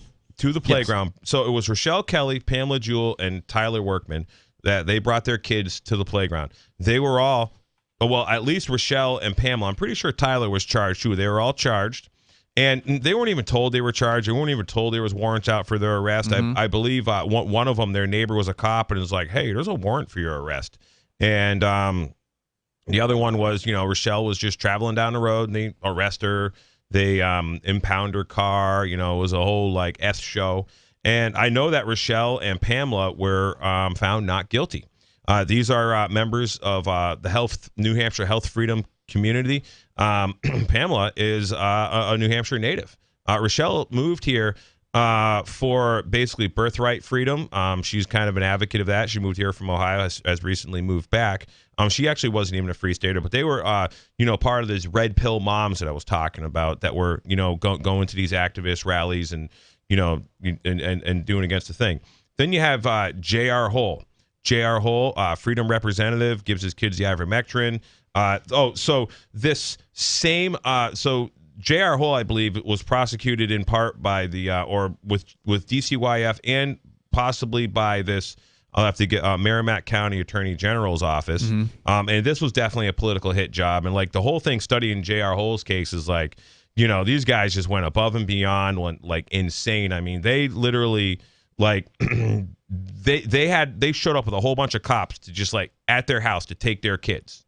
Now, if it doesn't explain to you how tolerant armed granite staters are, because we don't have there's no shootouts with cops. Nobody does that stuff, right? Because we all know better. We know that you can't get into a physical altercation with the government. The government has unlimited resources. They have military. They have MRAPs. They have all these tanks. Sure. They have automatic weapons. They're ready for Hellfire that. missiles. They're prepared. All They're that trained stuff. for that. Monopoly on violence. They are trained to kill you, and they get away with killing you every time. So everybody knows better. You don't do that kind of stuff.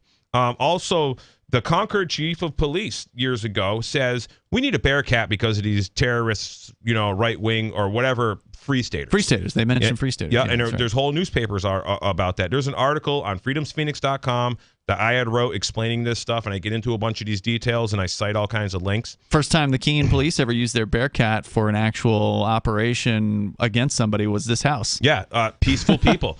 People that have never hurt anybody. Yeah. No one in this house has ever had an affidavit filed in a courtroom saying that they injured someone, that they took someone's legal right. The government has never had jurisdiction to come after you guys, and they just do it anyways. Maybe you're using the intellectual property by calling yourself a United States citizen or a date of birth or something. I'm not sure. The Bearcat was used on the thanks but no tanks people? That's correct. Yeah, the first time they ever used it. They did pull it out here and there to like public events, but as far as like an actual raid against somebody, this was the first one. So you also have the New Hampshire 9. Like these guys. These are the people who were arrested en masse at a governor's executive council meeting for simply standing quietly in protest, basically. So this was either the Merrimack County Attorney's office or state the police. Concord City. So the state police, I believe it would be Merrimack County. Probably it would, yeah. Although state police have their own prosecutors, but whatever. So these are just a couple examples. So I was talking to a few people outside the courtroom about this today, and I'm like, do you think we could come up with 50 solid examples of where, Merrimack County or Concord City Prosecutor's Office and Concord Police or, state police, engage in this judicial misconduct and administrative abuse? Sure. Just with people who are associated with Health Freedom New Hampshire and or the Free State Project? Absolutely. Close. I mean, we have a history of like Carla Garrick, William Kostrick, these guys getting arrested years ago for videotaping the cops, and they sued them and they win. Like Ware Police Department got sued several times by Free Staters, and those Free Staters got settlements. For example, and actually Ware Police Department, Ware, New Hampshire, has been cleaned up a lot. They've really, I'm surprised because it was like corrupt chief after corrupt chief after corrupt chief. Yep. Who pays for those settlements? And who pays for those settlements? Landowners, people who own businesses, the people that, so if you don't pay your property taxes, men with guns will show up and they will remove you from your house. If you try to resist, you're going to leave in a body bag, which is the bottom line. I know that firsthand. Yep. Men with guns showed up at my house down in Massachusetts because I wouldn't pay their protectionism fee to that particular mafia gang that they were requiring, calling themselves State of Massachusetts. So yeah, that's about all. We got to straighten this out. We got some freedom lovers in the legislature. I mean, there needs to be legislation that these prosecutors cannot bring any claims against or complaints unless there is a violation complaining of party. Unless there's a violation of a legal right, a loss or a harm, a valid cause of action. Has to be an injury or an injury, some kind of victim. Yeah, there has to be something. There has to be these elements, and these elements are not there. Yeah, they're not there in many cases, and this is like 99% of what these irresponsible parasites do every day in these courtrooms. You know, and I mean, just go read the Declaration of Independence. That stuff is happening like 1,000x. Yeah, it was nothing. It was nothing compared to what they're doing now. Yeah, I would love to see some legislation like that actually have a chance, because right now there was Matt Santonastasso, who's a Free Stater state rep last year. I guess it was in this particular session. He put in a bill to end the war on drugs, and that would of course be a major end to a lot of victimless crimes where there's no complaining party and there's no victim, there's no damage being done. But unfortunately, only 75 out of the 400 state reps, including 70. 35 Republicans, 35 Democrats. So a bunch of people who weren't Free Staters voted for that bill. And sadly, a bunch of Free Staters voted against it, which was a real shock to me. Like, this is libertarianism 101. Right. We're for ending the war on drugs. And a lot of these people, because they're probably playing the game or whatever their excuse is, they did not vote in the Did correct. NHLA call them out on that? It's too soon, I think, on that one. I don't know if that one's going to show up in their calculation, but it should. So, for example, if we have so there are definitely some legislators in New Hampshire that I've been talking with that definitely want to introduce some bill to take power away from DCYF, to get rid of this endangerment charge. Like, this endangerment charge shouldn't be a thing unless there's an injury or a loss. So if you want to introduce legislation, if we can get some legislation just introduced that basically they can't, bring a charge against someone unless they have standing to complain, a valid cause of action, a corpus delicti, which equals jurisdiction. And then the legislators who vote against that, I like the idea of making legislation to the point to where we can take those who vote against it and we could be like, oh, so you support the violence of people who aren't violent. You support attacking people who have done nothing wrong. Right. So this is how we got to do legislation that we know won't even pass, just to come against these guys who basically support government, forcing us to do things when there's no injured party, and government using threats of violence against people when there is no injury. Let's go to the phones here. We have David Butt on the line in New Mexico. David. What'd you call me? Mr. Butt. Go ahead, sir. No. Well, first of all, it's major pain in the butt. That's too long. You can just call me. No. It's not too long. It's too long. You can call me in the butt then. You can call me in the butt then. And so I was on the radio today. Were you? And I was speaking, on KTOX, KTOX, okay, aka Kotex, if you want to. Is that the one you were banned from? No.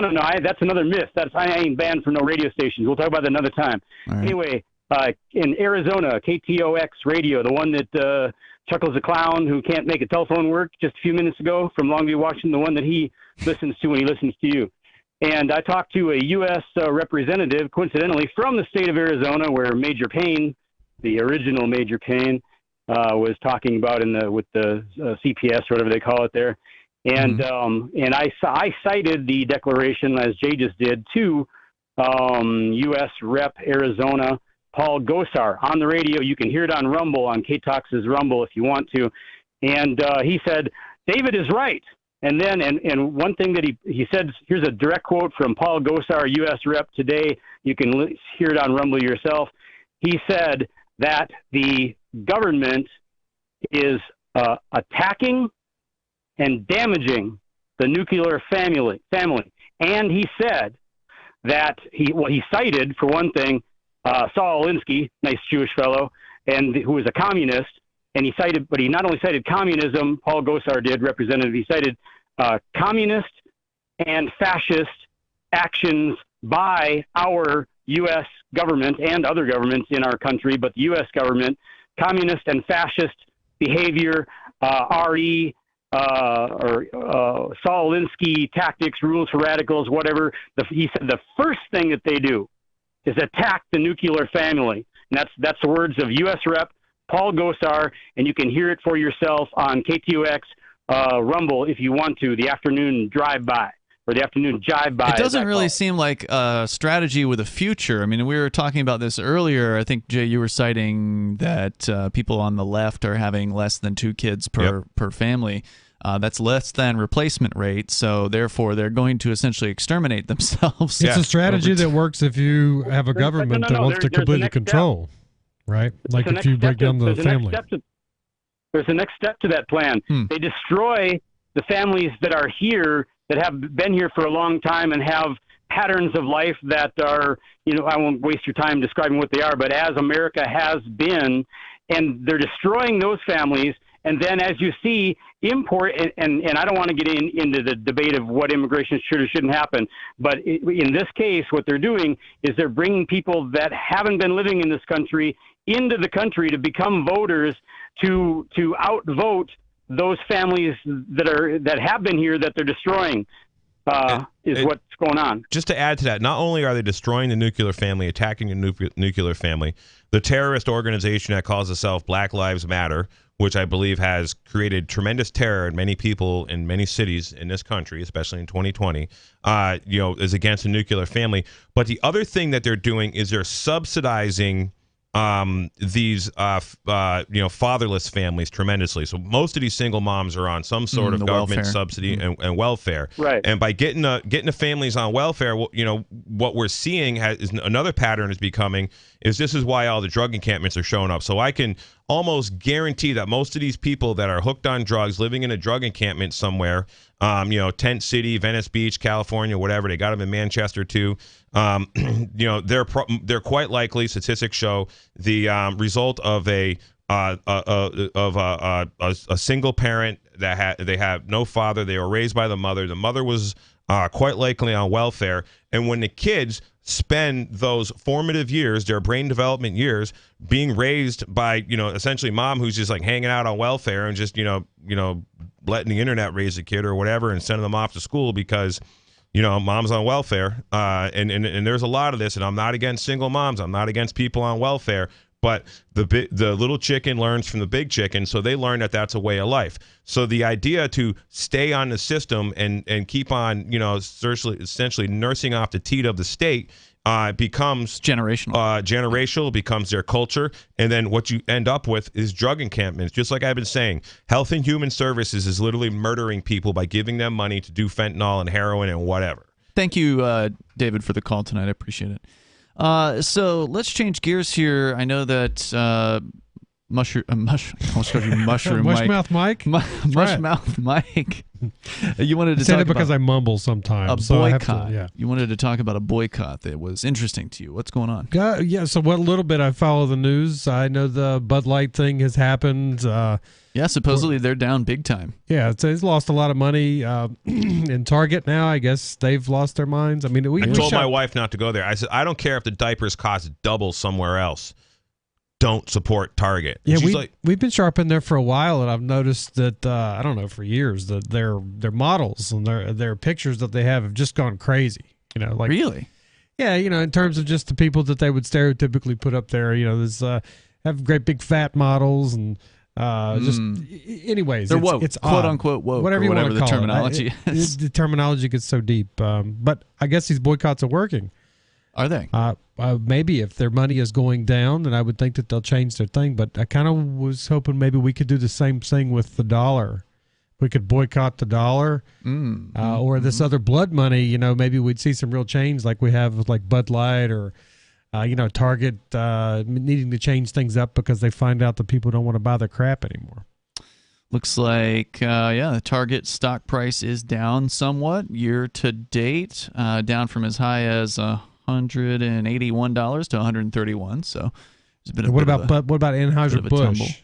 Anheuser-Busch, I've got that one pulled up here as well. Also down from a high of around $66 to $53.81. So yeah, there's been a bit of a drop there. So this fat thing, people they're embracing the fat, you see the fat chick on display or whatever. Right. I don't know what they even call that. Yeah, and I don't movement. mean just fat. I mean obese. You're talking about obese. Yes, obese. Like saying obese. This is okay. It's okay to look like this. It's healthy. It's healthy. Yeah. Someone who's morbidly obese is going to be tremendously dependent on government because they are going to be so unhealthy.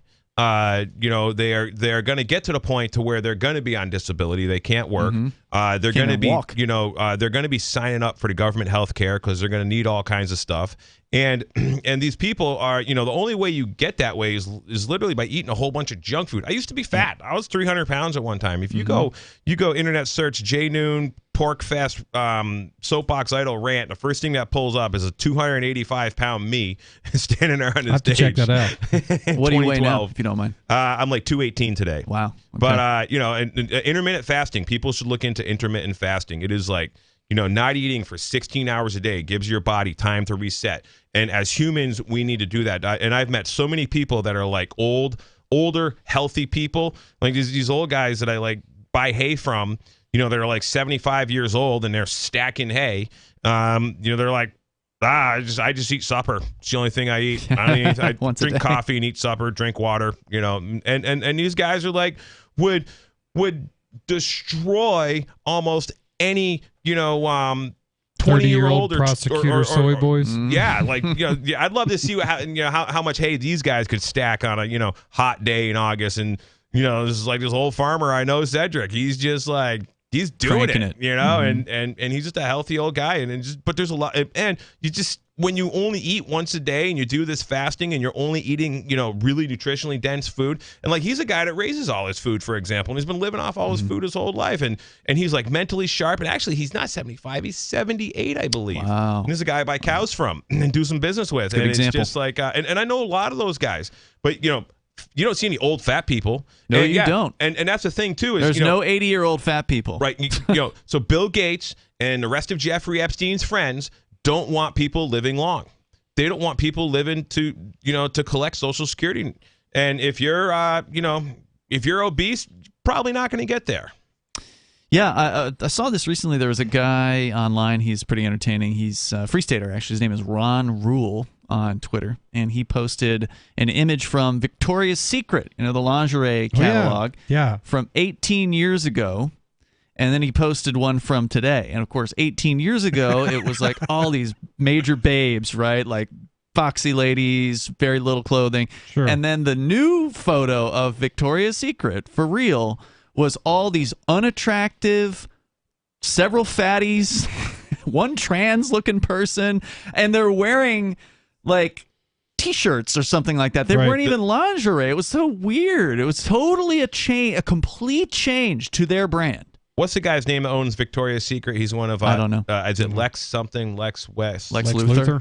I can't. I'm going to say the guy's name wrong. But anyways, he's the guy who the guy who owns Victoria's Secret is the guy who bought Jeffrey Epstein his house on Fifth Avenue. Yeah, they're all connected. Probably a creepy guy too. Most likely a pedophile, just like Clinton, just like Biden. All these guys are a bunch of pedophiles. All of Jeffrey Epstein's friends. Everybody on a client list. Hey, FBI, I know you're listening to this. How come you haven't arrested anybody on Ghislaine Maxwell's client list, but you're screwing with my buddy Ian, who hasn't hurt anybody, and we got pedophiles out there running, and they're hiding out in New Hampshire. They arrested Ghislaine literally 15 miles from my house, and in a compound, or I don't know if it was a compound, but it looked like it, according to, if you want to see what a compound is, and, it was it was owned by a shell company that was created by, Governor Shanahan's husband. According to Mike Gill. So it's just ridiculous, double standard, just like here with the local cops coming after Free Staters. But you're saying, Mike, that people should vote with their dollars, right? Like if they're seeing these corporations, which it seems like all the big corporations are going in the same direction. So it can be hard to get away from, purchasing, like, you want to go buy a T-shirt or whatever. Odds are that you probably don't have one sewn by your neighbor at a decent price. So, you got to go somewhere to get this stuff, and they're all going in this direction. So how do you really accomplish this? Stop using dollars in some way. Come to New Hampshire. We have market days. I mean, it ain't easy. No, it isn't easy. But if you don't like war, and you don't like taxation being theft and just otherwise silliness like what's happening to Jay, I mean, if we didn't have taxation, if we didn't pay for these things with money we stole from, we agreed that it was okay to steal from our neighbor for. There's no way that people would voluntarily host an army to come after Jay for some silliness like this. So yeah, voting with those dollars and not using them. Using, Bitcoin trade, gold, silver. I mean, we've got silver mints here.